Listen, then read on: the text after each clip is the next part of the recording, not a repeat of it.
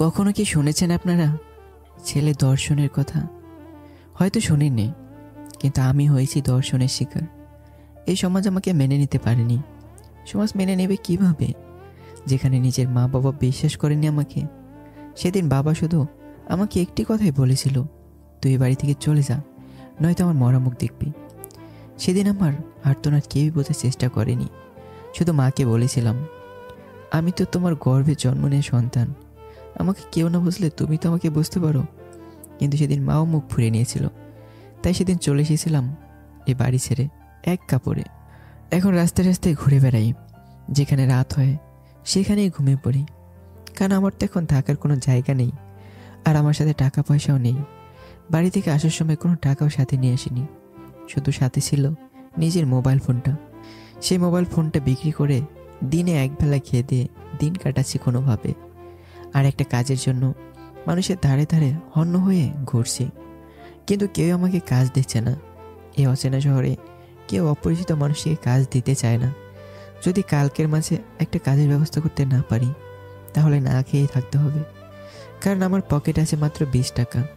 কালকে দুপুরের খাবার খেলেই এই টাকা শেষ হয়ে যাবে। হয়তো আপনারা এখন এসে বুঝতে পারেননি, তাই না, আমার এই অবস্থা কেন আর কিভাবে দর্শিত হলাম? তাহলে চলেন সব কিছু আপনাদের খুলে বলছি। আমি আবির রহমান, মধ্যবিত্ত পরিবারের সন্তান। আমার 2টি বোন আছে শুধু, কোনো ভাই নেই, আর আমি সবার বড়। সেদিন মা বাবা বাড়িতে ছিলেন না, আর বোন 2টি স্কুলে ছিল। বাড়িতে ছিলাম শুধু আমরা 2জন, আমি আর আমার কাজিন, তার নাম শারমিন। শারমিন আমাকে প্রচণ্ড ভালোবাসে, কিন্তু আমি বাসি না, কারণ আমি ভালোবাসা বিশ্বাস করি না। বর্তমানে ভালোবাসা মানে ফিজিক্যাল রিলেশন, আর এই কারণে আমি ভালোবাসা বিশ্বাস করি না। এদিকে বাড়িতে কেউ না থাকায় শারমিনকে সেদিন সময় দিতে হয়েছিল। দুপুরে খাবার খেয়ে শুয়ে আছি, এমন সময় শারমিন দরজায় নক করলো। আমি দরজা থেকে না তাকিয়ে শারমিনকে ভিতরে আসতে বললাম। দেখো তো কেমন লাগছে আমাকে শাড়িতে। আমি তো শারমিনের দিকে তাকিয়ে পুরাই অবাক, আর অবাক হবই না বা কেন, শারমিনকে শাড়িতে অসাধারণ সুন্দর লাগছে। কি হলো, কিছু বলছো না কেন? কেমন লাগতেছে আমাকে? শারমিন এমনভাবে কথাটা বলল যেন শারমিন আমার বিয়ে করাবো। খুবই সুন্দর লাগতেছে। শুধুই সুন্দর? আরে না, অনেক ভালো লাগছে, একদম বউয়ের মতোই লাগছে তোকে। সত্যি? হ্যাঁ সত্যি। শারমিন আর কোনো কথা না বলে দরজার দিকে যাচ্ছে। কিরে, কি হলো, রাগ করলি নাকি? কিন্তু শারমিন আমার কথার কোনো উত্তর না দিয়ে চলে গেল রুম থেকে। এদিকে আমি শুয়ে চোখ বন্ধ করে ঘুমানোর প্রস্তুতি নিচ্ছি। এমন সময় দরজায় লক আটকানোর শব্দ শুনতে পেয়ে চোখ মেলে তাকাতেই দেখলাম শারমিন আমার রুমের দরজা লক করছে। কিরে, দরজা লক করলি কেন?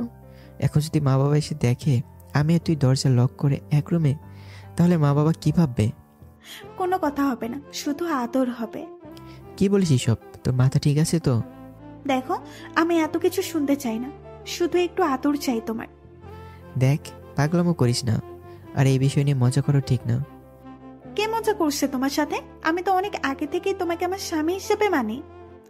কিন্তু আমি তো তোরে কোনোদিন ভালোবাসার চোখেই দেখিনি। আমি তোরে আমার বোনের মতোই দেখি, বোনের মতোই মনে করি। তুমি আমাকে বোন ভাবো না বউ ভাবো সেটা দেখার বিষয় এখন না। আর এখন বাড়িতে কেউ নেই, সো আমি এই সুযোগটা কাজে লাগাতে চাই। আর ভাবা ভাবের কাজ পরে করলেও চলবে, এখন আমাকে একটু আদর করো। সম্ভব না। কেন সম্ভব না? দেখ, এই বিষয় নিয়ে মজা করা কিন্তু ঠিক না। কে মজা করছে তোমার সাথে? আর আমি একটু আগে রুমের বাইরে কেন গিয়েছিলাম তুমি জানো? আমি কি করে জানবো? এইটার জন্য। আমি তো অবাক শারমিনের হাতে জিনিসটা দেখে। আমি কল্পনা করতে পারিনি এই জিনিসগুলো নিয়ে আসবেও। শারমিনের হাতে সেফটির প্যাকেট আর পিল ছিল। তোমার মাথা ঠিক আছে? দেখো, এইসব বিষয়ে মজা করা কিন্তু ঠিক না। কে মজা করছে তোমার সাথে? আমি যদি তোমার সাথে মজা করতাম তাহলে কি আমি এগুলো নিয়ে আসতাম? তুমি চাইলে এটা ছাড়াও আমাকে আদর করতে পারো, আমি পিল খেয়ে নেব, তাহলে সন্তান হওয়ার কোনো সম্ভাবনা থাকবে না। তোরে আমি ভালোভাবে বলছি, তুই এখনই আমার রুম থেকে বের হ, নয়তো খারাপ কিছু একটা হবে। কি হবে? আর আমি চাই খারাপ কিছু একটা হোক। এই কথাটা বলেই শারমিন আমার উপর ঝাঁপিয়ে পড়ল। আমি শারমিনকে সরানোর জন্য একটা ধাক্কা দিলাম, আর এদিকে শারমিন খাটের সাইডে গিয়ে একটা বাড়ি খেলো আর জোরে একটা চিৎকার দিল। আমি প্রথমে ভেবেছিলাম হয়তো একটু মাথায় ব্যথা পেয়েছে, তাই হয়তো চিৎকার দিয়েছে, কিন্তু আমি ভালোভাবে লক্ষ্য করে দেখলাম শারমিনের মাথা ফেটে রক্ত বের হয়েছে, আর শারমিন হাত দিয়ে শক্ত করে ধরে আছে। আমি এখন কি করব কিছুই বুঝতে পারছি না। কি থেকে কি হয়ে গেল। এখন মা বাবা যদি জানতে চায় মাথা ফেটেছে কিভাবে, তাহলে কি বলবো? আর এখন শারমিনকে নিয়ে কি করব কিছুই মাথায় ঢুকছে না। হঠাৎ মনে হলো যা হবার হবে, এখন শারমিনকে নিয়ে কোনো একটা ডক্টরের কাছে যাই। এমন সময় মা শারমিনকে ডাকছে, তার মানে মা বাবা বাড়িতে চলে এসেছে। এখন কি হবে? যদি মা বাবা দেখে শারমিনের মাথা ফেটেছে, তাহলে একমাত্র আল্লাহ জানে আমার অবস্থা কি করবে বাবা। এমন সময় শারমিন চিৎকার করে বলছে, দয়া করে তুই আমার এমন সর্বনাশ করিস না ভাই, দয়া করো ভাই, আমি না তোমার ছোট বোন, তাহলে আমার সাথে এমন করো কেন ভাইয়া? এদিকে বাবা মা শারমিনের চিৎকার শুনে দরজায় নক করতে লাগলো। এদিকে আমি শারমিনের পায়ে পড়ে বলতে লাগলাম, বোন, আমায় দয়া করে মিথ্যা অপবাদ দিস না, তাহলে বাবা আমাকে মেরে ফেলবে। এই সমাজের মানুষ আমাকে অনেক খারাপ ভাববে। আমি তোর পায়ে ধরে বলছি, প্লিজ তুই আমার এমন ক্ষতি করিস না। আচ্ছা যাও, কিছুই বলবো না, তুমি গিয়ে দরজাটা খুলে দিয়ে এসো। আমি শারমিনের কথাটা বোকার মতো বিশ্বাস করে দরজাটা খুলে দিলাম। দরজাটা খুলে দিতেই মা বাবা দুজনেই রুমে প্রবেশ করে দেখতে পেল শারমিনের মাথা ফাটা এবং মাথা থেকে রক্ত বের হচ্ছে। বাবা জানতে চাইল কি হয়েছে। তখন শারমিন বলল, ভাই আমাকে নষ্ট করতে চাইছিল। এই তুই এসব কি বলছিস? দেখ, আমি তোর ভাই হয়ে আমি কেন তোকে নষ্ট করতে যাব? প্লিজ সত্যি কথা বল। এদিকে বাবা মা শারমিনের কথাগুলো শুনে রাগে ফায়ার।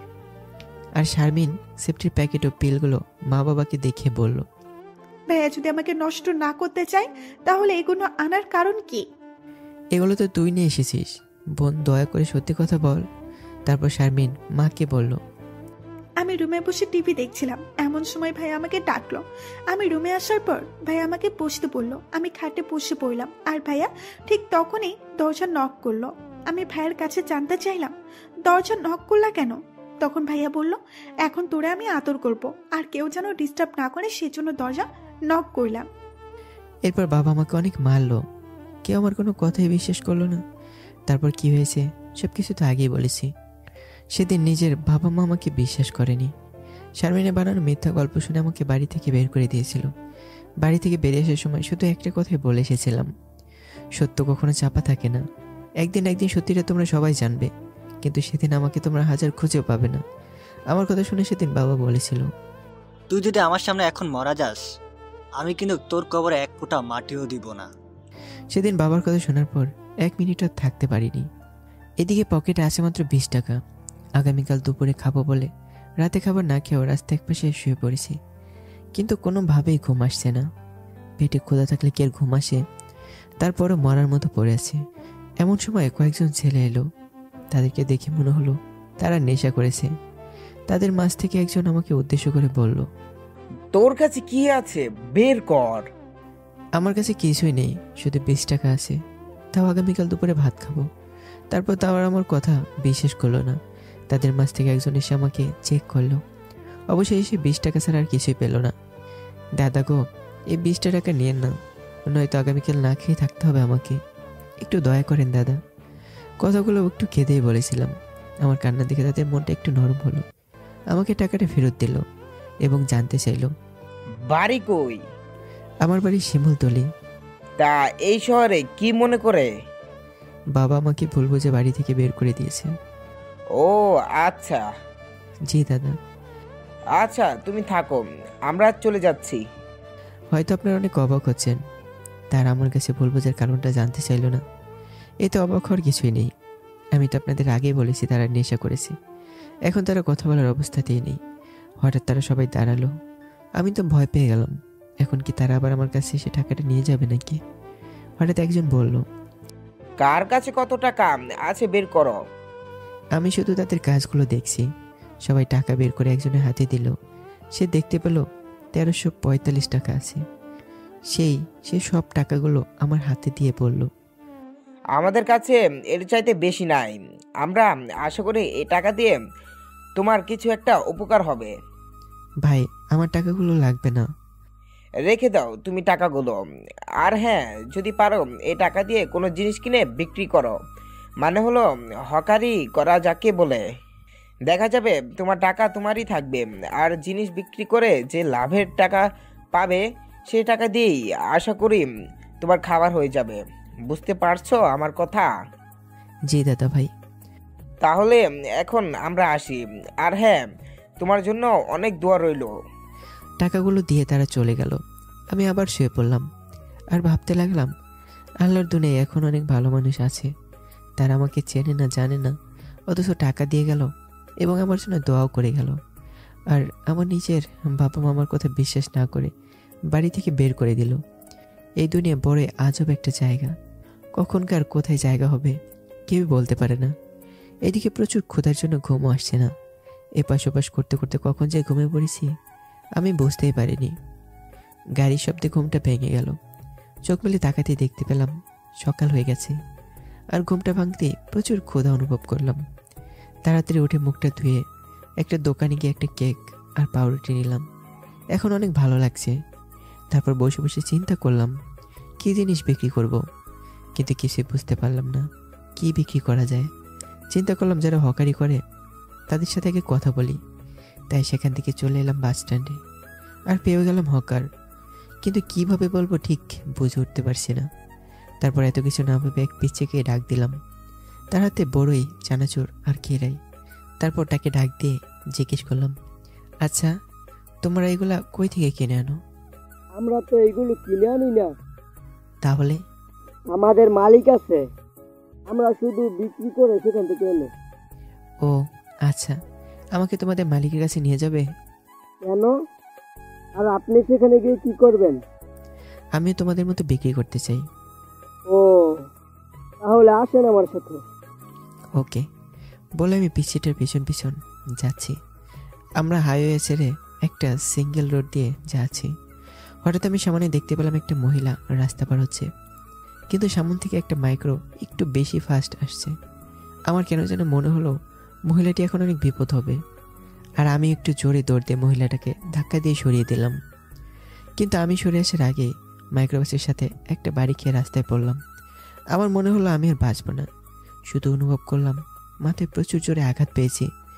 তারপর যখন আমার জ্ঞান ফিরে আসলো তখন নিজেকে হসপিটালে আবিষ্কার করলাম। একটা মেয়ে কণ্ঠ ভেসে এলো, ডাক্তার সাহেব, ও ডাক্তার সাহেব, দেখে যান, রোগীর জ্ঞান ফিরে এসেছে। মেয়েটার চিৎকার শুনেই ডক্টর আমার কেবিনে আসলো আর আমাকে ভালো করে দেখতে লাগলো। কিছুক্ষণ আমাকে দেখে ডক্টর সাহেব জানিয়ে দিল, ভয় পাওয়ার কিছু নাই, এখন আল্লাহর রহমতে নিয়মিত ওষুধ খেলে সুস্থ হয়ে উঠবে। এদিকে আমি কিন্তু এখনো নিজের শরীর নড়াতে পারছি না। শুধু আমার নিঃশ্বাসটা ফিরে এসেছে, কিন্তু শরীরে এখনো কোনো শক্তি আসেনি। তবে একটু একটু কথা বলতে পারি। তাই আমি জানতে চাইলাম আমাকে হসপিটালে নিয়ে এসেছে কে? মেয়েটা আমাকে জানালো, আপনি যে মহিলাকে বাঁচাতে গিয়ে নিজের এই অবস্থা করেছেন, তিনিই আপনাকে এখানে নিয়ে এসেছিল। আর সেই মহিলা হলো আমার মা। ও তা আন্টিকে দেখতে পাচ্ছি না, আন্টি কি ব্যথা পেয়েছে? না, তবে একটু পেয়েছিল। আপনি যখন মাকে ধাক্কা দিয়েছিলেন তখন মা ধাক্কা খেয়ে পড়ে গিয়ে যে হাতে একটু ব্যথা পেয়েছিল, তবে এখন সম্পূর্ণ ভালো হয়ে গেছে। কি বলছেন আপনি? এত তাড়াতাড়ি ভালো হলো কিভাবে? তাড়াতাড়ি কই, ব্যথা বেড়েছিল প্রায় 4 মাস আগে। আর ব্যথা ভালো হতে কি 4 মাস লাগে নাকি? 4 মাস মানে? আপনি কি বলছেন এসব? জি, আমি ঠিক কথাই বলছি। 4 মাস আগে ঘটেছিল এই দুর্ঘটনা। তার মানে আমি 4 মাস ধরে হসপিটালে পড়ে আছি? কেন বিশ্বাস হচ্ছে না? একটু দাঁড়ান, আমি আসতেছি। আমার মাথায় কিছুই ঢুকছে না। 4 মাস ধরে আমি এখানে পড়ে আছি। এদিকে মেয়েটা একটা আয়না এনে আমার সামনে ধরে আর আমাকে আয়নার দিকে তাকাতে বলল। আমি আয়নার দিকে তাকাতেই নিজেকে চিনতেই পারলাম না। এ কে? আমার চুলদারি বড় হয়ে গেছে। পাশ থেকে ডক্টর সাহেব বলে উঠল, আপনার কপাল অনেক ভালো, ভাগ্য করে এমন একটা মানুষকে বাঁচিয়েছেন যার মেয়ে 4 মাস ধরে আপনার কাছে পড়ে আছে। আর সব সময় আপনার চিন্তায় থাকে কখন আপনার জ্ঞান ফিরে আসবে। আর সবচেয়ে বড় কথা কি জানেন, এই মেয়েটা আপনার এত কেয়ার করেছে যা আমি এখন বলেও শেষ করতে পারবো না। ডক্টরের কথা শুনে আমার চোখ থেকে জল পড়তে লাগলো। তবে এই জল দুঃখের নয়, এই জল আনন্দের জল। যেখানে নিজের মা বাবা আমাকে বাড়ি থেকে বের করে দিয়েছে, সেখানে অপরিচিত একটা মানুষের জন্য এই মেয়েটা 4 মাস ধরে পড়ে আছে আমার পাশে। হ্যাঁ, আমি মানলাম আমারই জন্য সেদিন তার মা বেঁচে গিয়েছিল। তার মানে এই না এখানে আমার পাশে পড়ে থাকবে। অন্য কেউ হলে হয়তো হসপিটালে ভর্তি করে চিকিৎসার খরচ দিয়েই চলে যেত, কিন্তু এরা তো কি বলবো, সত্যি আর নিজেকে খুব ভাগ্যবান বলে মনে হচ্ছে। এগুলো ভাবতে ভাবতেই কারোটাকে বাস্তবে ফিরে এলাম। চোখ মেলে তাকিয়ে দেখতে পেলাম সেদিনের সে আন্টি। আর আন্টি আমাকে জিজ্ঞেস করলো, এখন কেমন আছো বাবা? এই তো আন্টি, আমি এখন ভালো আছি। আপনি কেমন আছেন আন্টি? আমি ভালো আছি বাবা। তারপর আরও অনেক কথা হলো। এভাবে হসপিটালে আরও কয়েকটা দিন কেটে গেল। তারপর ডক্টর আমাকে হসপিটাল থেকে ছুটি দিল এবং আন্টিকে বলে দিল, আরও কয়েকটা দিন রেস্ট ও নিয়মিত ওষুধ খেলে তাড়াতাড়ি সুস্থ হয়ে যাবে। আন্টি আর আখি আমাকে নিয়ে তাদের বাসায় চলে এলো। ও, আপনাদের তো বলাই হয়নি এই আখিটাকে। আখি হলো আন্টির মেয়ের নাম। বাড়িতে যাওয়ার পরে আখির সেবায় আমি কয়েকদিনের মধ্যে সুস্থ হয়ে গেলাম। এভাবেই কিছুদিন চলতে লাগলো। হঠাৎ করে একদিন আন্টি আমাকে ডাকলো আর বলল, বাড়িতে তোমাকে নিয়ে তো অনেক চিন্তা করছো মনে হয়। তুমি এক কাজ করো, বাড়িতে ফোন করে জানিয়ে দাও তুমি ভালো আছো, আর বলে দাও কয়েকদিন পর তুমি বাড়ি আসতেছো। সরি আন্টি, আমাকে নিয়ে বাড়িতে চিন্তা করার মতো কেউই নেই। কেন, তোমার আপন বলতে কেউ নেই পৃথিবীতে? আছে। তাহলে চিন্তা করবে না কেন? প্রায় 5 মাস ধরে তোমার কোনো খোঁজ নেই। তোমার মা বাবা মনে হয় পাগলের মতো করছে তোমার খোঁজ না পেয়ে। আন্টি, আপনি যেমনটা ভাবছেন কিন্তু তেমন কিছুই না। বরং মা বাবা যদি শুনতে পায় আমি মারা গেছি, তাহলে মা বাবা সবচেয়ে বেশি খুশি হবে। কি বাজে বকছে এসব? কোনো মা বাবা সন্তানের কষ্ট সহ্য করতে পারে না। বাজে বকছি না আন্টি, আমি সত্যিটাই বলছি। আর সবচেয়ে সত্যি কথা হলো, মা বাবা আমাকে বাড়ি থেকে বের করে দিয়েছে। কি বলছো এসব? আর কেন বাড়ি থেকে বের করে দিয়েছে? কারণ আমি একজন ধর্ষণকারী। আমার কথাটা শুনে আন্টি একটু মুচকে হাসি দিয়ে বলল, কি? তুমি ধর্ষণকারী? আর এটা আমাকে বিশ্বাস করতে হবে? কেন বিশ্বাস করবেন না? তোমার মন মানসিকতা বলে দেয় তুমি কোনোদিন ধর্ষণকারী হতে পারো না। আর একজন ধর্ষণকারী কখনো নিজের জীবন বিপন্ন করে অন্যের জীবন বাঁচায় না। আন্টি, আপনার সাথে আমার মাত্র কয়েকটা দিনের পরিচয়, অথচ আপনি বিশ্বাস করেন আমি ধর্ষণকারী হতে পারি না। কিন্তু আমার নিজের আপন মানুষগুলোই বিশ্বাস করে আমি ধর্ষণকারী। নিজের গর্ভধারিণের মাকে সেদিন বিশ্বাস করাতে পারিনি। আমি কোনো নোংরা কাজ করিনি। কিন্তু জানেন আন্টি, সেদিন আমার মাও মুখ ফিরে নিয়েছিল। আমাকে কি একটু খুলে বলবা বাবা সেদিন কি হয়েছিল? হ্যাঁ, অবশ্যই আন্টি। তারপর আন্টিকে সব কিছু খুলে বললাম। আমার সব কথা শুনে দেখলাম আন্টির দু চোখে অশ্রু। আচ্ছা আন্টি, কিছু মনে না করলে একটা কথা বলি? বলো বাবা, কিন্তু তার আগে আমার একটা কথা শোনো। আচ্ছা আন্টি, বলেন। তার আগে কথা দিতে হবে আমাকে, আমি যা বলবো তা মেনে নিবা। কিন্তু আন্টি। ভয় পেও না, তোমাকে এমন কিছু বলবো না যা তুমি মানতে পারবে না। আচ্ছা বলেন আন্টি। তুমি আমাদেরকে ছেড়ে কোথাও যেতে পারবে না, আর এখন থেকে আমাদের সবকিছু তুমি দেখাশোনা করবে। দয়া করে না করো না বাবা। কিন্তু আন্টি, আমি কেন? এসব দেখাশোনা করার জন্য আঙ্কেল তো আসেনি। তোমার আঙ্কেল বেঁচে নেই। কয়েক বছর আগে তোমার আঙ্কেল একটা দুর্ঘটনায় মারা গেছেন। কিন্তু আন্টি। কোনো কিন্তু বলবা না। আর হ্যাঁ, আরেকটা কথা, আজ থেকে তুমি আমাকে আন্টি বলবা না, মা বলে ডাকবা। কি বলছেন? মা ঠিকই বলছে। আমিও চাই তুমি এখন থেকে আমাদের সাথেই থাকবা। কিন্তু। এই ছেলে, তোমার প্রবলেম কি? সেই তখন থেকে শুধু খালি কিন্তু কিন্তু করতেছো। আচ্ছা ঠিক আছে আন্টি। আবারও আন্টি? সরি মা। এখন ঠিক আছে। এই আখি শোন। বলো মা। তুই একটু। ও ভালো কথা। আচ্ছা বাবা, তোমার নামটাই তো জানা হয়নি এখনো। আমার নাম আবির। আখি শোন, তুই আবিরকে নিয়ে একটু শপিং এ যা। ওকে মা। শোনো আবির, তুমি আখির সাথে মার্কেটে গিয়ে তোমার যা পছন্দ হয় কিনে নিয়ে আসবা। কোনো কিন্তু শুনতে চাই না। আচ্ছা ঠিক আছে মা। তারপর আমি আর আখি মার্কেটে চলে এলাম গাড়ি নিয়ে। গাড়িটা অবশ্য আখিদেরই, তাই আখি নিজে ড্রাইভ করছে। মার্কেটে এসে অনেক কিছু শপিং করলাম। সবই আখি পছন্দ করে দিয়েছে। শপিং শেষে আখি আমাকে নিয়ে একটা রেস্টুরেন্টে চলে গেল। সেখানেও আখির পছন্দের খাবার অর্ডার করলো। খাবার শেষ করে আখি আমাকে নিয়ে একটা পার্কে এলো। কিছুক্ষণ ঘোরাঘুরি করার পর সেখান থেকে আমরা বাসায় ফিরে যাই। এভাবেই দিন যেতে লাগলো। আখি আমাকে সবসময় দেখাশোনা করে, খেয়াল রাখে আমার কখন কি দরকার হবে। আর আন্টি, তার কথা নাই বললাম। আন্টিকে পেয়ে আমি মাকেই ভুলে গেছি। আসলে এমনও সময় আছে যে পর মানুষগুলো আপনের থেকেও বেশি আপন হয়ে যায়। ঠিক সেরকমেরই হয়ে উঠেছে আখি আর আন্টি আমার কাছে। আখির সাথে বন্ধুর মতোই সম্পর্ক আমার। আর মেয়েটা অনেক ভালো, যে কেউ দেখলেই তার প্রেমে পড়ে যাবে। আমিও তার ব্যতিক্রম কিছু নয়। আসলে আখিকে আমি একটু একটু করে ভালোবেসেছি। তবে এই ভালোবাসাটা নিজের মনের ভিতরে সীমাবদ্ধ। হঠাৎ একদিন আখি আমাকে বলল তার সাথে কোথাও বেরোতে, তাই আমি তার সাথে বেরিয়ে পড়লাম। তারপর সে আমাকে নিয়ে গেল একটা পার্কে বসে আমি আর আখি বাদাম খাচ্ছি, আর আমাদের আশেপাশে বসা কাপলগুলোকে দেখছি, আর কিছু কাপলদের কথাও শুনছি। হঠাৎ আখি আমাকে বলল, বলো তো তোমাকে এখানে কেন নিয়ে এসেছি? তুমি না বললে আমি কি করে জানবো? তোমাকে একটা কথা বলার জন্য নিয়ে এসেছি, কিন্তু এই কথাটা সাধারণ ছেলেরা মেয়েদের বলে থাকে, কিন্তু আমি জানি তুমি কোনোদিন আমাকে বলবা না, কারণ সেই সাহস তোমার কোনোদিন হবে না, তাই আমি নিজেই বলে দিয়েছি। কেমন কথা যা বলার জন্য সাহসের প্রয়োজন? বলছি, তার আগে আমাকে একটা কথা বলো, আমাকে তোমার কেমন লাগে? ভালোই লাগে। শুধু ভালো, আর কিছু না? সত্যি বলতে তোমাকে আমার অনেক ভালো লাগে। তোমার মতো সুন্দর মনের মেয়ে আমি আগে কখনো দেখিনি।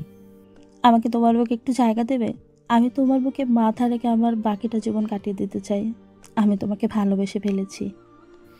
কি বলছো এসব আখি? তোমার মাথা ঠিক আছে?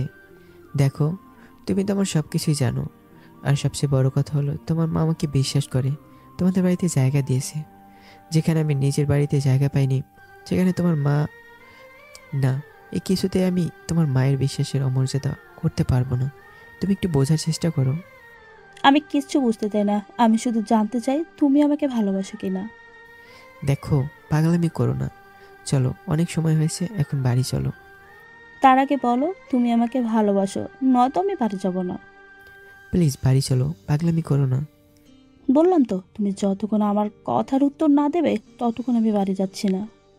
তাহলে তুমি বসে থাকো, আমি চলে যাচ্ছি। সেটা তোমার ইচ্ছা, কিন্তু একটা কথা শুনে যাও, তুমি যতক্ষণ না আমাকে ভালোবাসি কথাটা বলছো ততক্ষণ আমি বাড়ি যাব না, এখানেই বসে থাকবো। ওকে, থাকো, আমি যাচ্ছি। কথাটা বলেই সেখান থেকে চলে এলাম। সত্যি বলতে কি, আপনারা জানেন না, আমি আখিকে কয়দিনে অনেক ভালোবেসে ফেলেছি, কিন্তু আমি কোনোদিনও তাকে বলতে পারবো না, আখি আমি তোমাকে ভালোবাসি। কারণ আমার তো এখন আপন বলতে কেউই নেই, আর আন্টি আমাকে অনেক বিশ্বাস করে, তাদের বাসায় আমাকে জায়গা দিয়েছে। এখন যদি আমি আন্টিকে বলি আন্টি আমি আখিকে ভালোবাসি, তখন আন্টির বিশ্বাসটা কোথায় গিয়ে ঠেকবে? যে মানুষটা আমাকে আশ্রয় দিয়েছে, আমি সেই মানুষটার মনে কষ্ট দিতে পারবো না। আমি আজকে আন্টিকে কিছু একটা বলে এই বাড়ি ছেড়ে চলে যাব, নয়তো আমি আখিকে কোনোদিনও বলতে পারবো না। এসব ভাবতে ভাবতে বাড়ি চলে এলাম। বাড়িতে এসে কলিং বেলে চাপ দিতেই আন্টি দরজা খুলে দিল এবং আমার কাছে জিজ্ঞেস করলো, আখি কোথায়? কি বলবো আমি এখন কিছুই বুঝতে পারছি না। কি হলো বাবা, কথা বলছো না কেন? না মানে আখি। তোমাকে কিছু বলতে হবে না, আমি সব জানি। কি জানেন মা? তার আগে আমাকে একটা কথার উত্তর দাও। হ্যাঁ বলেন মা, কি জানতে চান? তুমি কি করেছো আমার মেয়েটাকে? আমি কি করেছি আবার? কি বলছেন এসব মা? তুমি কি কিছুই বুঝতে পারছো না আমি কি বলতে চাইছি? মা আমি সত্যি বলছি, আমি কিছুই করিনি, আমাকে বিশ্বাস করো মা। দেখো, তোমাকে খুব বিশ্বাস করেছিলাম, ভেবেছিলাম তুমি অন্য 8-10টা ছেলের মতো না, কিন্তু মাগো তুমি বিশ্বাস করো, আমি আখিকে কিছুই বলিনি। আর মিথ্যে বলতে হবে না। আর কাকে বিশ্বাস করতে বলছো? তোমাকে বিশ্বাস করতে বলছো? তোমার কথা শুনে তো আমার হাসি পাচ্ছে। মা তুমি আমাকে ভুল বুঝছো। যা বোঝার বুঝতে পারছি, তুমি এখনই আমার বাড়ি থেকে বেরিয়ে যাও, আর ভুল করেও তোমার মুখটা যেন না দেখি। আচ্ছা ঠিক আছে মা, আমি চলে যাচ্ছি। তবে একটা কথা মনে রাখবেন মা, আমি কোনো ভুল করিনি। তারপরে যদি আমার অজান্তে আপনার কাছে আমার কোনো ব্যবহারে কষ্ট পেয়ে থাকেন, তাহলে আমাকে ক্ষমা করে দিবেন। আর হ্যাঁ, আমি আপনাদের কাছে সারা জীবন কৃতজ্ঞ থাকব। আপনারা আমার জন্য অনেক করেছেন, যা আমার মা বাবাও করেনি। কথাগুলো বলেই বাসা থেকে বেরিয়ে আসছিলাম, তখন পিছন থেকে আন্টি আমাকে ডাক দিল। যাবার আগে আমার একটা কথা শুনে যাও। হ্যাঁ আন্টি বলেন। কি হলো, তুমি আমাকে আন্টি কেন বলতেছো? তাহলে কি করব? মা বলার অধিকারটা যে আমি হারিয়ে ফেলেছি। কে বলেছে মা বলার অধিকার হারিয়ে ফেলেছো? সব কথা বলতে হয় না, কিছু কথা বুঝেও নিতে হয়। ভালোই তো বোঝো তাহলে, কিন্তু তুমি আসল জিনিসটাই বোঝো না, আর সেটা হলো আমার মেয়েকে তুমি কোনোদিন বোঝার চেষ্টাও করোনি। যদি আখিকে একটু বোঝার চেষ্টা করতে, তাহলে আজকে আখিকে এভাবে একা রেখে চলে আসতে পারতে না। আসলে মা আমি আখিকে রেখে আসতে চাইনি, অনেকবার বলেছি বাড়ি আসতে, কিন্তু সে রাজি না, বলে আমি যদি তাকে। তুমি তাকে কি বলো বাবা? থামলে কেন? বলা যাবে না। আচ্ছা বলতে হবে না, আমি সব জানি। কি জানেন আপনি মা? তার আগে বলো তুমি আখিকে পছন্দ করো কিনা। কি বলছেন এসব মা? আঁকি অনেক ভালো একটা মেয়ে, তাকে পছন্দ করবে না এমন মানুষ আছে পৃথিবীতে? আছে বাবা, আছে। কে যে আঁকির মতো মেয়েকে পছন্দ করে না? সত্যি বলতে কি মা, তার চোখের সমস্যা আছে নিশ্চয়ই। সেই মানুষটা আর কেউ না, সেই মানুষটা তুমি নিজেই, যাকে একটু আগে পছন্দ করো না কথাটা বলে পার্কে একা রেখে চলে এসেছো। তুমি কি ভেবেছিলে তুমি আখিকে ভালোবাসলে আমি তোমাকে বাড়ি থেকে বের করে দিব, তাই না? আমার প্রতি তোমার এই বিশ্বাস? কি বলছেন মা এসব? আর আমি যে আঁকিকে একা রেখে চলে এসেছি, এসব কথা আপনি জানেন কিভাবে? আখি সব বলেছে আমাকে ফোন দিয়ে, আর এটাও বলেছে তোমাকে যেন বাড়ি থেকে বের করে দিই। তাই তো তোমাকে বাড়ি থেকে বের করে দিয়েছি। এখন যদি এ বাড়িতে তোমার থাকতে ইচ্ছা হয় তাহলে আখির কাছ থেকে পারমিশন নিয়ে থাকতে হবে, এছাড়া আমি কিছুই করতে পারছি না বাবা। আমি মায়ের কথা শুনে তাড়াতাড়ি পার্কে চলে এলাম। আর অন্য বুদ্ধি করলাম, এমনভাবে আঁকিকে বলবো যেন আঁকি আমার কথা শুনে অভিমান না করে বরং কেঁদে দিবে। আমি পার্কে গিয়ে যা দেখলাম তার জন্য আমি মোটেও প্রস্তুত ছিলাম না। একটু দূর থেকে দেখতে পেলাম আঁকি অন্য একটা ছেলের হাত ধরে হাঁটছে। এই দৃশ্য দেখার পর আমার মাথায় রক্ত উঠে গেল। আমি সোজা গিয়ে ছেলেটার কলার ধরে একটা ঠাস করে বসিয়ে দিলাম। দ্বিতীয়টা দিতে যাব, ঠিক তখনই আঁকি আমার হাতটা ধরে ফেললো। ওই হাতটা ছাড়। আরও সাহস কীভাবে হলো তোমার হাত ধরার? আমার হাত কে ধরবে না সেটা আমার ব্যাপার। তোমাকে এই বিষয় নিয়ে নাক না ঘামালেও চলবে। আর তোমার সাহস হলো কিভাবে ওকে মারার? আমি এত কিছু জানি না, শুধু জানি তোমার হাতটা ধরতে কেউই পারবে না, কোনো দিনও না। কথাটা বলে আরেকটা বসিয়ে দিলাম ঠাস করে। আবির ভালো হচ্ছে না কিন্তু। আর ওকে মারার অধিকার তোমাকে কে দিল? আমি তো আগেই বলেছি আমি কিছুই বলতে বাধ্য না। আবারও দিলাম আরেকটা ঠাস করে। ভাইয়া, আমাকে আর মারবেন না, দয়া করে আমার একটা কথা শুনুন। তারপর যদি আমাকে মারতে ইচ্ছা হয় তাহলে পরে মারবেন, কিন্তু আগে আমার কথাটা শুনুন। আমি তো বলেছি আমি কারো কোনো কথা শুনবো না। তুই শুধু বল, তুই আমার বইয়ের হাত ধরে সাহস পেলি কোথায়? ওই কে, তোমার বউ? কেন তুমি? এখানে তো তোমাকে ছাড়া আর কেউ নেই। এই তুমি আমাকে কবে বিয়ে করলা? সেই কথা পরে বলবো, আগে ছেলেকে ভালো করে শিক্ষা দিয়ে নিই। এই শোনো, বলছি না এখন কোনো কথা শোনাশুনি নেই, আগে এই ছেলেকে তোমার হাত ধরার শিক্ষাটা দিয়ে নিই ভালো করে। এই ছেলের কোনো দোষ নেই। আর এই ছেলেটা আমার বন্ধু, আমার কথা মতো সে শুধু অভিনয় করেছে মাত্র। কি? কিন্তু কেন? কি করব বলো? তুমি তো আমাকে ভালোবাসো না, তাই তোমাকে বোঝানোর জন্য যে তোমার সামনে যদি আমি অন্য কারো হাত ধরে ঘুরে বেড়াই তাহলে হয়তো তুমি কিছুটা বুঝবা প্রিয় মানুষ হারানোর কষ্ট। এই দেখো, আমি এমনিতে অনেক কিছু হারিয়েছি, শেষ পর্যন্ত তোমাকে হারাতে চাই না। আমি হারালে তোমার তাতে কি?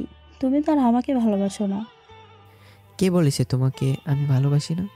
তোমাকে আমি নিজের থেকেও বেশি ভালোবাসি। কিন্তু তার আগে আমাকে একটা কথা বলো তো। কি কথা? আমি যে এখানে আসবো সেই খবর তোমাকে কে দিল? কেন? মা বলেছে তুমি আমার কাছে আসতেছো। আর সবচেয়ে বড় কথা হলো একটু আগে তুমি এখানে এসে যা দেখতে পেলে সেটাও মায়ের প্ল্যানিং। ও আচ্ছা, তার মানে তোমাকে যখন এখানে একা রেখে বাসায় ফিরে গেলাম আর মা যে আমাকে উল্টাপাল্টা কথাগুলো বললো তার জন্য তুমিই দায়ী? মানে? মানে হলো আমি বাসায় ফেরার আগে তুমি মাকে সব কিছু ফোনে বলে দিয়েছো। 100%।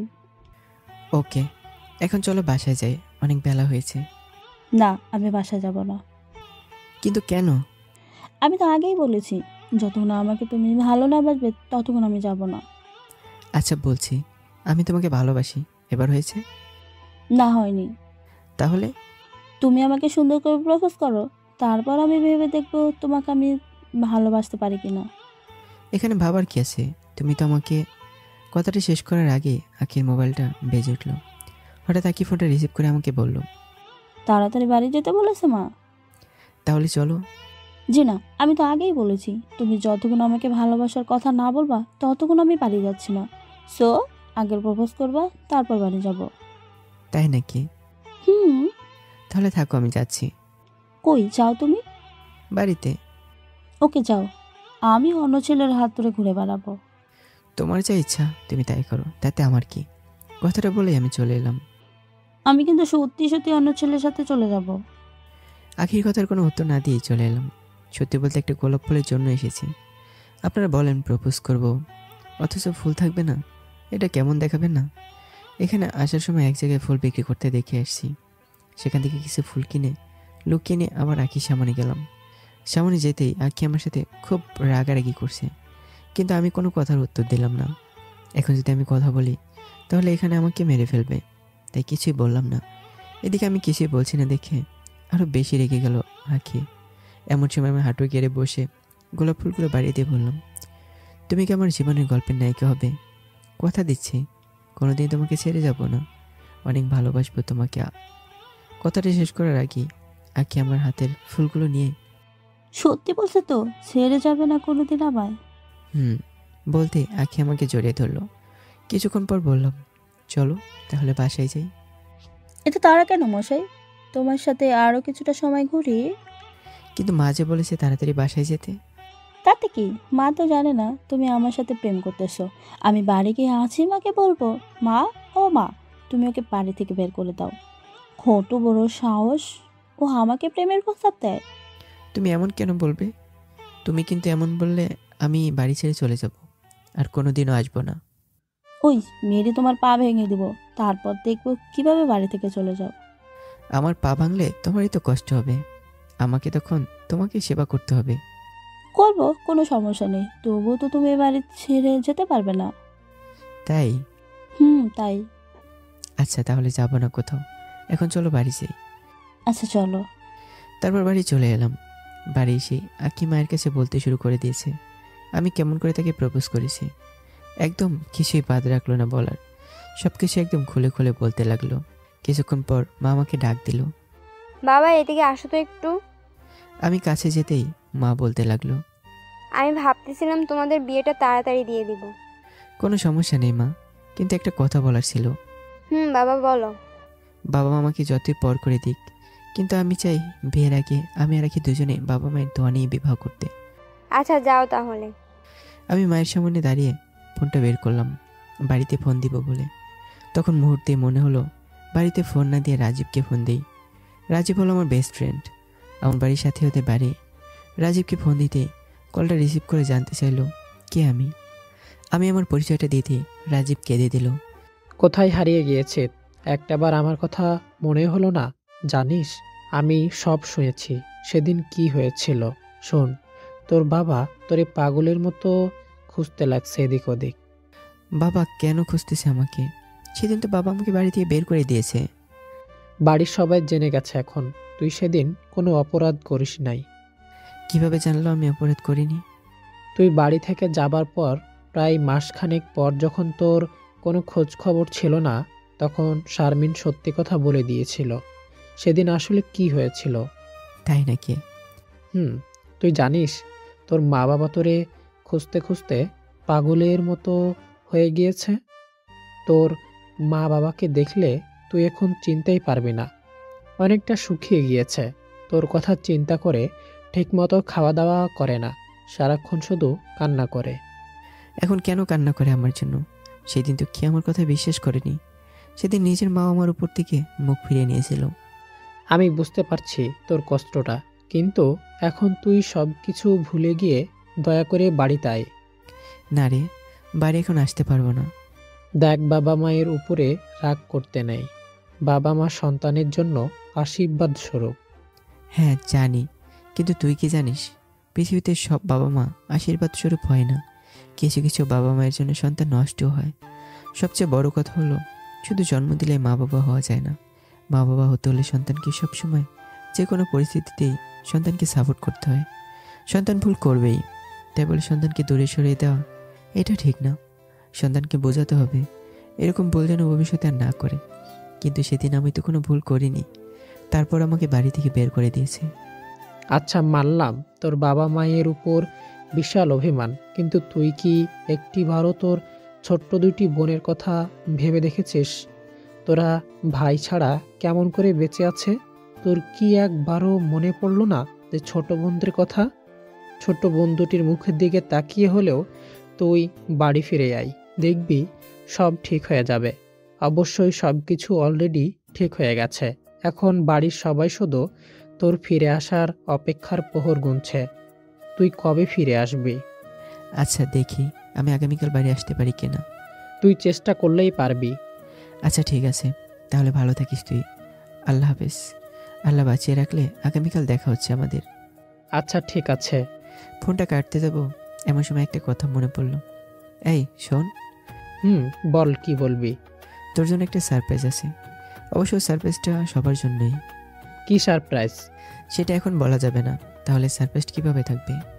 আচ্ছা ঠিক আছে, তাহলে কালকেই দেখবো কি সারপ্রাইজ। ওকে, এখন তাহলে ফোন রাখছি, আগামীকাল দেখা হবে। ওকে, ভালো থাকিস তুই। ওকে ভালো থাকতে বলে ফোনটা কেটে দিলাম। তারপর মায়ের কাছে গিয়ে বললাম, আগামীকাল আকিকে নিয়ে আমাদের বাড়িতে যেতে চাই। আপনি কি বলেন মা, আকিকে আমার সাথে নিয়ে যেতে দিবেন কি?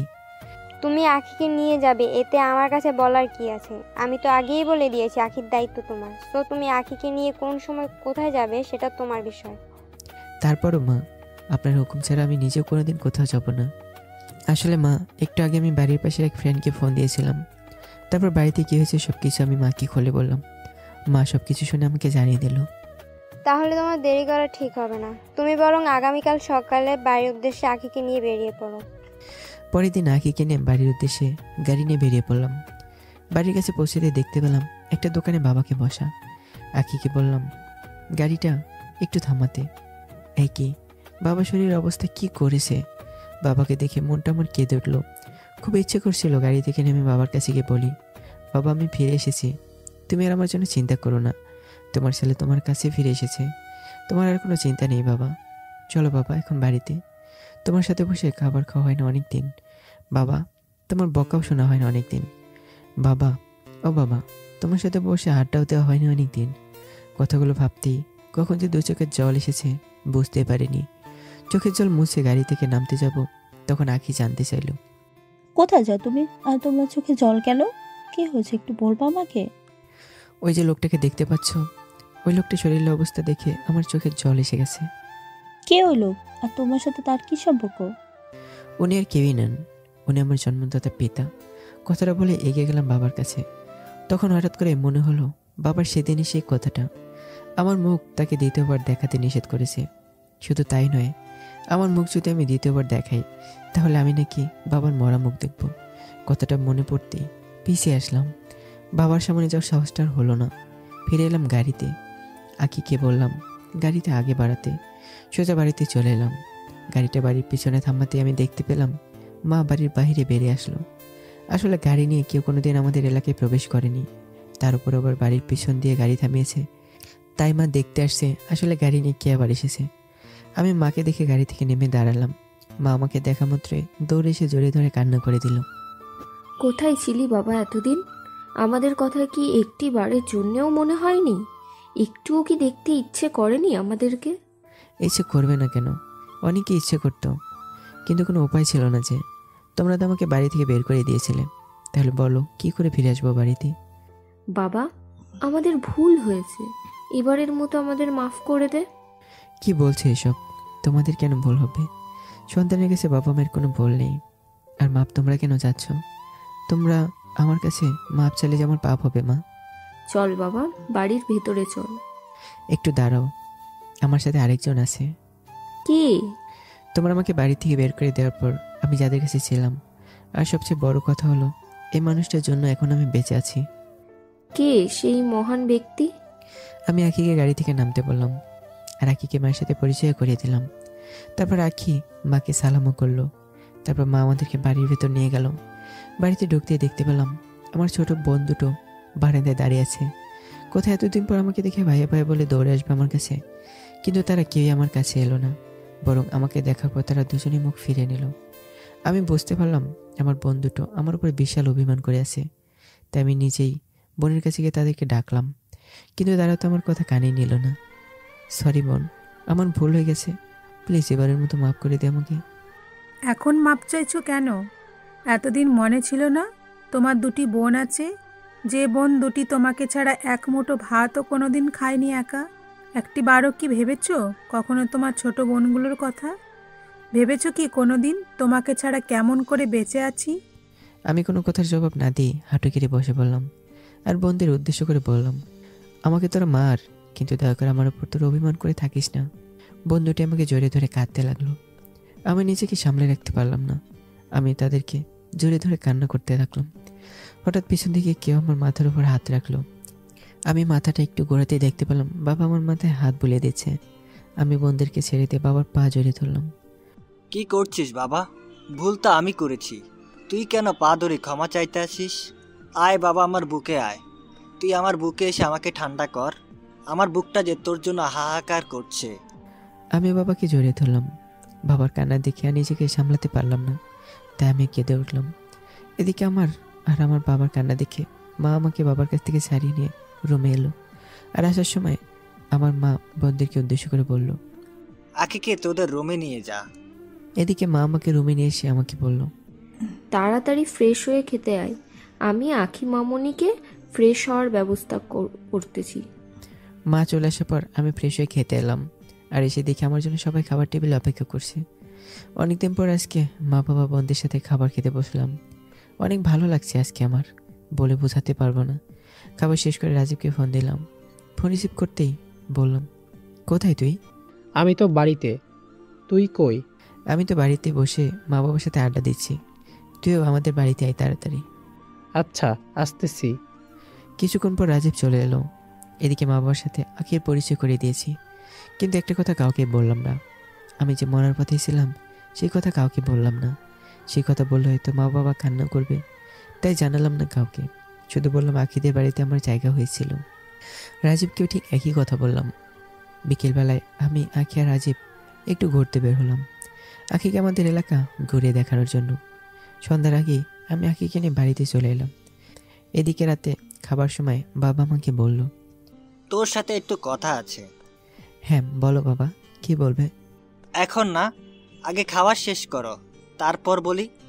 তারপর খাবার শেষ করে বাবার রুমে বাড়ির সবাই মিলে বসলাম। তখন বাবা বলতে লাগলো, আচ্ছা, যা হওয়ার তো হয়ে গেছে। এদিকে সবাই জানে শানমিন অনেক বড় ভুল করেছে। আচ্ছা বাবা, সেসব কথা বাদ দাও তো, আমি সব ভুলে গেছি। কিন্তু একটা দিক রক্ষা করতে হবে। কি বাবা? শারমিনের তো ইজ্জত বলতে কিছুই নেই, কাদের সামনে যেতে পারে না। আমরা ঠিক করেছি তোর সাথে শারমিনের বিবাহ দিব। কি বলছো বাবা, তোমার মাথা ঠিক আছে? আমার মাথা ঠিক আছে। দেখ, তুই যদি এখন বিয়ে না করছ তাহলে শারমিনের কোনো দিনও বিয়ে হবে না। তুই আজকে সারা রাত ভেবে দেখ। সবচেয়ে বড় কথা হলো, তুই তো জানিস আমরা তোর সাথে শারমিনের বিয়ে ঠিক করে রেখেছি। হ্যাঁ জানতাম, এবং ইচ্ছাও ছিল কোনো একদিন শারমিনকে বিয়ে করব, কিন্তু কোনো কিন্তু টিন্তু শুনতে চাই না। আচ্ছা, আজকে তুই সারা রাত ভেবে দেখ, কালকে সকালে আমাকে জানা। আর হ্যাঁ, এখন রাত অনেক হয়েছে, সবাই ঘুমিয়ে পড়ো।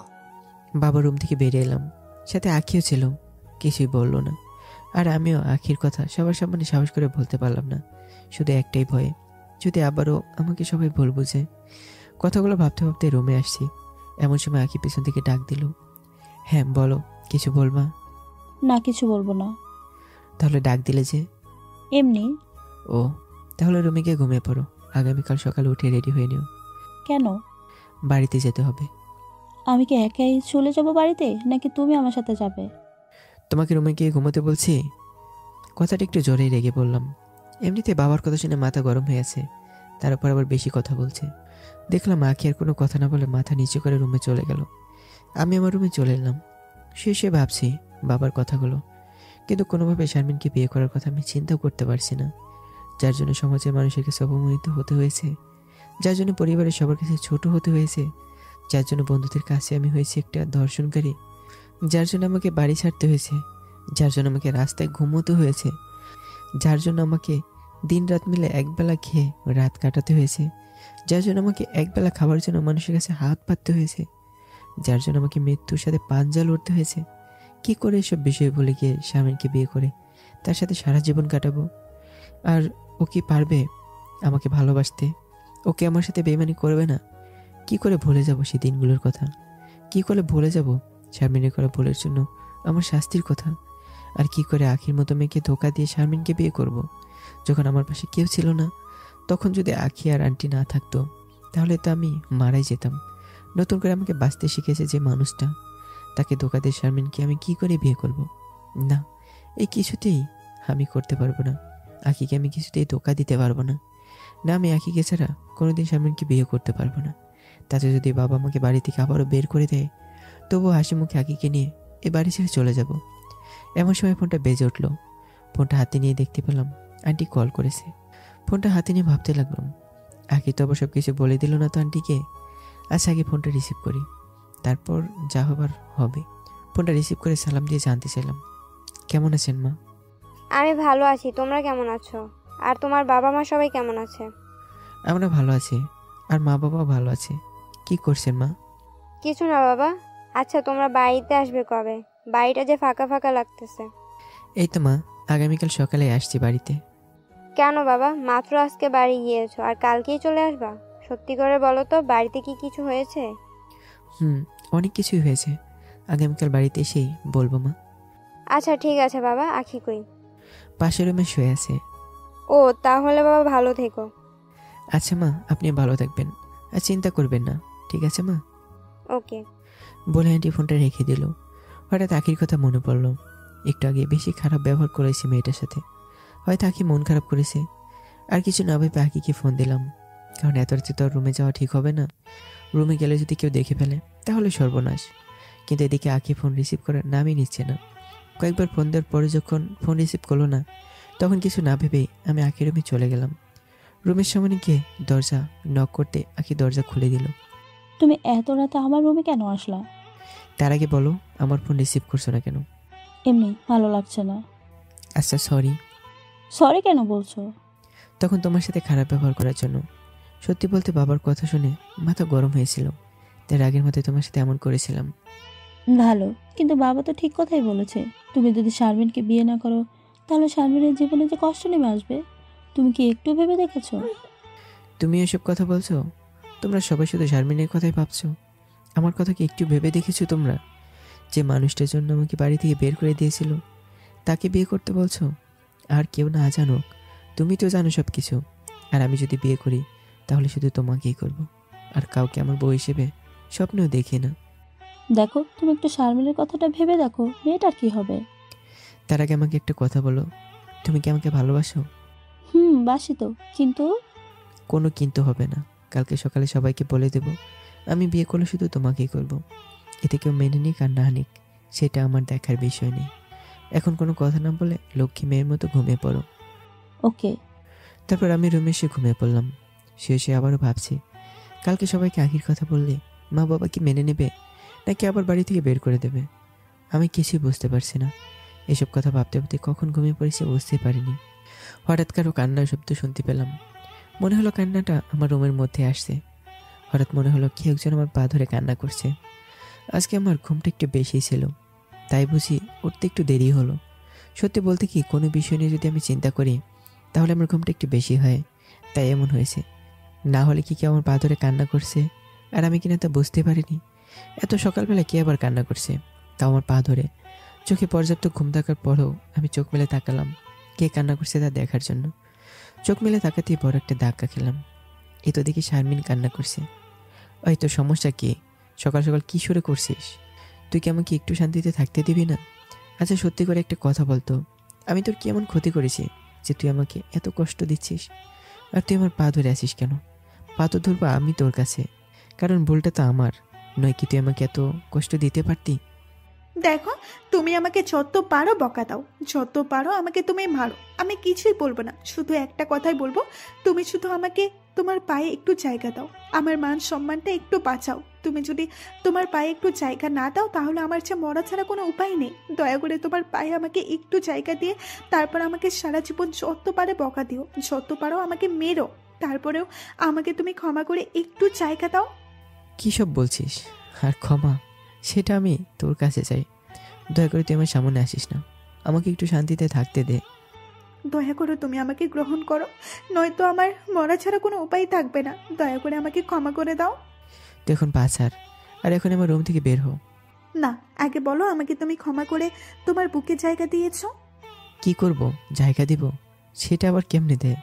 দেখো, তুমি যদি আমাকে এখন বিয়ে না করো তাহলে যে আমাকে কেউ বিয়ে করবে না, তখন আমার মরা ছাড়া কোনো উপায় থাকবে না। কি বললি তুই? আমি করব বিয়ে? হাসালি আমারে। তোর মাথা ঠিক আছে? আমাকে পাগল হয়েছি তোর মধ্যে একটা খারাপ চরিত্রের মেয়েকে বিয়ে করব আমি, যার কাছে নিজের ইজ্জতের কোনো দামই নেই? তুমি যা ইচ্ছা তাই বলো, ভুল যেহেতু করেছি তাহলে শাস্তি তো পেতেই হবে। তবুও তুমি আমাকে বিয়েটা করো দয়া করে। কি সব বাজে বকছিস? আর পা ছাড়। না, ছাড়বো না। আগে বলো তুমি আমাকে মাফ করে দিয়েছো। তোরে পা ছাড়তে বলছি, কথাটা কানে যায় না তোর? বলছি তো, আমাকে তুমি যতক্ষণ মাফ না করবে ততক্ষণ আমি পা ছাড়বো না। ওই পা ছাড়, আর এখন আমার রুম থেকে বের হ। কথাটা একটু ধমক দিয়ে বললাম, আর দেখলাম কথাটা বলা মাত্র স্বামীন আমার পাটা ছেড়ে দিল, কিন্তু রুম থেকে বের হবার নামই নিল না। তাই আমি মাকে জোরে জোরে ডাকতে ডাকতে আমি নিজের রুম থেকে বেরিয়ে এলাম। কি হয়েছে বাবা? সকালবেলায় এমন করে ডাকতেছিস কেন? কি হয়েছে?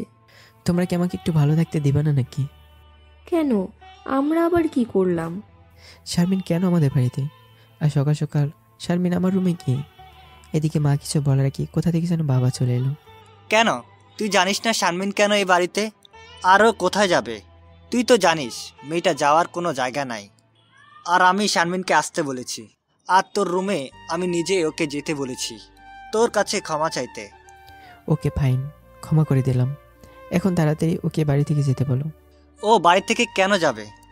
ওকে যেতেও হবে না, কিন্তু ওকে বলে দাও ভুল করে যেন আমার রুমে তো দূরের কথা, আমার সামনে যেন না আসে কোনো সময়ের জন্যও না। গতকাল রাতে তোকে কি বলছি মনে নাই নাকি? মনে, কিন্তু আমি তো আগেই বলেছি তোর কিছু শুনতে চাই না। শারমিনকে আমরা এই বাড়ির বউ করে আনবো, এটাই ফাইনাল। বললেই হলো? আমি কোনোদিনও কোনোভাবে বিয়ে করবো না শারমিনকে, বুঝতে পারছো? তুই বিয়ে করবি না মানে তোর বাপও বিয়ে করবে। ওকে ফাইন, করে ফেলো তুমি বিয়ে, কে মানা করেছি তোমাকে? দেখ কথা ঘুরাস না। কই আমি কথা বলালাম? তুমিই তো বললে আমি বিয়ে করলে নাকি আমার বাপ বিয়ে করবে, আর আমার বাপটা তো তুমি, তাই তোমাকে বিয়ে করতে বললাম। পাজলামির একটা সীমা আছে। আমিও তো তাই বলছি। মানে হলো তোমরা কিভাবে বলছো শারমিনকে বিয়ে করতে? তোমরা জানো না এই মেয়েটার জন্য আমার কি অবস্থা, তারপরে বলছো শারমিনকে বিয়ে করতে? এটা কি ফাজলামো না? যা হয়েছে সব ভুলে যা। আর তুই যদি শারমিনকে বিয়ে না করিস তাহলে এই মেয়েকে কে বিয়ে করবে? দয়া করে আমাদের কথাটা মেনে নে। সরি বাবা, আমি তোমাদের কথা মানতে পারবো না। দেখ আমরা তোর বাবা মা, আর আমাদের কথা তোর কাছে কোনো গুরুত্ব নেই নাকি? ছিল একটা সময়, কিন্তু এখন আর নেই। একটা সময় তোমাদের কথা মানতে পারতাম, কিন্তু এখন পারবো না, কারণ তোমরা আমার জীবন থেকে নিজের গুরুত্ব তোমরা নিজেরাই কমিয়ে নিয়েছো। কি বললি তুই? আর এমন কথা বলতে পারলি? তোর জীবনে আমাদের কোনো গুরুত্ব নেই? না নেই, আর হ্যাঁ এমন কথা বলতে তোমরা বাধ্য করেছো। আর এই যে আমাকে তোমরা দেখছো, সেটা শুধুমাত্র এই আঁখি আর আঁখির মায়ের জন্য। এরাই আমার নতুন জীবন দিয়েছে। প্রায় 4 মাস আমি মৃত্যুর সাথে পাঞ্জা লড়েছি। তখন কোথায় ছিলে তোমরা? তখন কিন্তু তোমাদেরকে কাছে পাইনি, এদেরকে পাশে পেয়েছি। সো আমার জীবনের উপর তোমাদের সাথে তাদের অধিকারটা অনেক বেশি। তোমরা সেদিন আমার কথা বিশ্বাস না করে বাড়ি থেকে বের করে দিয়েছিলে, কিন্তু এরা সব কিছু শোনার পর তারা আমাকে আশ্রয় দিয়েছে। সেদিন কোথায় ছিল তোমাদের অধিকার? সেদিন আমি মাকে বলেছিলাম তুমি তো আমাকে বিশ্বাস করতে পারো, কিন্তু সেদিন নিজে জন্মদাত্রী মা আমাকে বিশ্বাস করেনি, বরং আমার দিক থেকে মুখ ফিরে নিয়েছিলে। কই সেদিন তো তোমরা একটিবারের জন্য ভেবে দেখোনি? আমাকে বাড়ি থেকে বের করে দিলে আমি কোথায় যাব, কি খাবো, কোথায় থাকবো? তোমরা জানো সেদিন বাড়ি থেকে বের হওয়ার পর দিনে একবেলা খেয়ে থাকতে হয়েছে আমাকে, কারণ আমার কাছে তো টাকা নেই। কই ছিলে সেদিন তোমাদের অধিকার? আর এখন যখন তোমরা জানতে পেরেছো আমি নির্দোষ, তখন তোমরা অধিকার দেখাতে এসেছো। একটা কথা কান খুলে শুনে রাখো, আমার উপর তোমাদের কোনো অধিকার নেই। তোমাদের ছেলে সেদিনই মারা গেছে, যেদিন আমাকে তোমরা বাড়ি থেকে বের করে দিয়েছিলে। আর হ্যাঁ আরেকটা কথা, আমি যদি বিয়ে করি তাহলে আঁকি কী করবো? আর কাউকে না। বুঝতে পারছো তোমরা? মেনে নিবা কি না না নিবা সেটা তোমাদের ব্যাপার, সেটা আমার দেখার বিষয় না। বেরিয়ে যা আমার বাড়ি থেকে। খুব বড় হয়ে গেছিস তাই না? এক্ষুনি বেরিয়ে যা। যাচ্ছি, তবে একটা কথা শুনে রাখো, শুধু জন্ম দিলেই মা বাবা হওয়া যায় না। শুধু জন্ম দিলেই যদি মা বাবা হওয়া যায়, তাহলে যারা সন্তান জন্ম দিয়ে যারা এই সন্তানের ডাস্টবিনে ফেলে দেয়, তাহলে সেই সব মানুষও মা হতো। যে মা বাবা সন্তানের জন্য কোনো দায়িত্ব পালন করবে না, সেই সব মা বাবা কোনোদিন সন্তানের উপর অধিকার খাটাতে পারবে না। কোনো সমস্যা নেই, আমি চলে যাচ্ছি, তবে তোমরাও বুঝবা কোনো একদিন। কথাটা বলে আঁকিকে রেডি হতে বললাম। তারপর আঁকিকে নিয়ে বেরিয়ে পড়লাম। রাস্তায় এসে কিছু খাবার কিনে খেয়ে নিলাম। এই শোনো, কিছু বলছো না যে তুমি? কি বলবো বলো? তোমার পরিবারের মানুষগুলো কেমন জানো? আচ্ছা বাদ দাও তো তাদের কথা। এই শোনো। বলো। তুমি তো আবার আমাকে কোনোদিন ছেড়ে যাবে না তো? কখনো না। তারপর অনেক কথা হলো। কথা বলতে বলতে আমরা বাড়িতে পৌঁছে গেলাম। বাড়িতে এসে মাকে সব বললাম। মা সব শোনার পর বলল, এসব নিয়ে চিন্তা না করতে, কিছুদিন পর সবাই মেনে নিবে। আর যদি মেনে না নেয় তাতে কি, আমরা আছি তো। তারপর মা একটা ভালো দিন দেখে আমাদের বিয়েটা দিয়ে দিল। আমাদের দিন ভালোই কাটতে লাগলো। আন্টি আমাকে মায়ের মতোই দেখে, আর এখন তো আবার শাশুড়ি। আর আখির কথা আবার নাই বললাম। আর এভাবে আমাদের দিন কাটতে লাগলো। গল্পটা এখানে শেষ করতে হচ্ছে। এখন এখানে অনেকেই কমেন্ট করতে পারে, অনেকে বলবে ভাই এটা পরের সিজন কখন আসবে, কবে দিবেন। তাদেরকে উদ্দেশ্য করে বলছি, ভাইয়া এটার কোনো পরের সিজন হবে না। তার কারণ হচ্ছে সব গল্পের সমাপ্তি থাকে না। কিছু গল্প শেষ না হয়েও শেষ হয়ে যায়। কারণ কিছু কিছু গল্প আছে সেটা শুধু গল্পই নয়, মানুষের বাস্তব জীবনে ঘটে যাওয়া ঘটনাও। তাই এই গল্পটা এখানেই শেষ করা হচ্ছে। তো যদি কখনো সম্ভব হয় এই সিজন পরের সিজন তৈরি করা, তো চেষ্টা করব। কিন্তু আপাতত গল্পটা এখানেই শেষ। কেউ পরের সিজন চেয়ে লজ্জা দেবেন না। আর হ্যাঁ, প্রত্যেক বাবা মা এক হয় না। আমাদের সমাজে এমনই কিছু বাবা আছে যারা নিজের জেদ, নিজের রাগ তারা কন্ট্রোল করতে পারে না। তাদের যেটা মনে হয় তারাই সেটাই করে। তাদের সন্তানের ভালো মন্দ সে বুঝতে চায় না। এইখানে যদি সে শারমিনকে বিয়ে করত, তো বলা যায় না পরবর্তীতে তার ভাগ্যে কী ছিল। সে মেয়ে নিজের সম্মানের কথা না ভেবে একটা ছেলের এত বড় ক্ষতি করে দেয়। সে মেয়ে যে পরবর্তীতে তাকে ধোঁকা দিয়ে অন্য কোনো ছেলের সাথে সম্পর্ক করবে না তার কোনো গ্যারান্টি নেই। আর অপরদিকে তারা দুজনকে ভালোবাসতো, তো কি করে সে আগে কষ্ট দেবে। আর হ্যাঁ, কমেন্ট করে জানাবেন সবাই, আবির যে কাজটা করেছে কাজটা কি ঠিক করেছে নাকি ভুল করেছে, অবশ্যই জানাবেন, বলবেন না কিন্তু। ধন্যবাদ সবাইকে, ভালো থাকবে, সুস্থ থাকবে, আল্লাহ হাফেজ। কখনো কি শুনেছেন আপনারা ছেলে দর্শনের কথা? হয়তো শোনেননি, কিন্তু আমি হয়েছি দর্শনের শিকার। এই সমাজ আমাকে মেনে নিতে পারেনি। সমাজ মেনে নেবে কিভাবে, যেখানে নিজের মা বাবা বিশ্বাস করেনি আমাকে। সেদিন বাবা শুধু আমাকে একটি কথাই বলেছিল, তুই বাড়ি থেকে চলে যা, নয়তো আমার মরা মুখ দেখবি। সেদিন আমার আর্তনাদ কেউই বোঝার চেষ্টা করেনি। শুধু মাকে বলেছিলাম, আমি তো তোমার গর্ভে জন্ম নেওয়া সন্তান, আমাকে কেউ না বুঝলে তুমি তো আমাকে বুঝতে পারো। কিন্তু সেদিন মাও মুখ ফুরিয়ে নিয়েছিল। তাই সেদিন চলে এসেছিলাম এ বাড়ি ছেড়ে এক কাপড়ে। এখন রাস্তায় রাস্তায় ঘুরে বেড়াই, যেখানে রাত হয় সেখানেই ঘুমিয়ে পড়ি। কারণ আমার তো এখন থাকার কোনো জায়গা নেই, আর আমার সাথে টাকা পয়সাও নেই। বাড়ি থেকে আসার সময় কোনো টাকাও সাথে নিয়ে আসিনি, শুধু সাথে ছিল নিজের মোবাইল ফোনটা। সেই মোবাইল ফোনটা বিক্রি করে দিনে একবেলা খেয়ে দিয়ে দিন কাটাচ্ছি কোনোভাবে। আর একটা কাজের জন্য মানুষের ধারে ধারে হন্য হয়ে ঘুরছি, কিন্তু কেউ আমাকে কাজ দিচ্ছে না। এই অচেনা শহরে কেউ অপরিচিত মানুষকে কাজ দিতে চায় না। যদি কালকের মাঝে একটা কাজের ব্যবস্থা করতে না পারি, তাহলে না খেয়েই থাকতে হবে। কারণ আমার পকেট আছে মাত্র 20 টাকা। কালকে দুপুরের খাবার খেলেই এই টাকা শেষ হয়ে যাবে। হয়তো আপনারা এখন এসব বুঝতে পারেননি, তাই না? আমার এই অবস্থা কেন আর কিভাবে দর্শিত হলাম। তাহলে চলেন সব কিছু আপনাদের খুলে বলছি। আমি আবির রহমান, মধ্যবিত্ত পরিবারের সন্তান। আমার 2টি বোন আছে শুধু, কোনো ভাই নেই, আর আমি সবার বড়। সেদিন মা বাবা বাড়িতে ছিলেন না, আর বোন 2টি স্কুলে ছিল। বাড়িতে ছিলাম শুধু আমরা দুজন, আমি আর আমার কাজিন, তার নাম শারমিন। শারমিন আমাকে প্রচণ্ড ভালোবাসে, কিন্তু আমি বাসি না, কারণ আমি ভালোবাসা বিশ্বাস করি না। বর্তমানে ভালোবাসা মানে ফিজিক্যাল রিলেশন, আর এই কারণে আমি ভালোবাসা বিশ্বাস করি না। এদিকে বাড়িতে কেউ না থাকায় শারমিনকে সেদিন সময় দিতে হয়েছিল। দুপুরে খাবার খেয়ে শুয়ে আছি, এমন সময় শারমিন দরজায় নক করলো।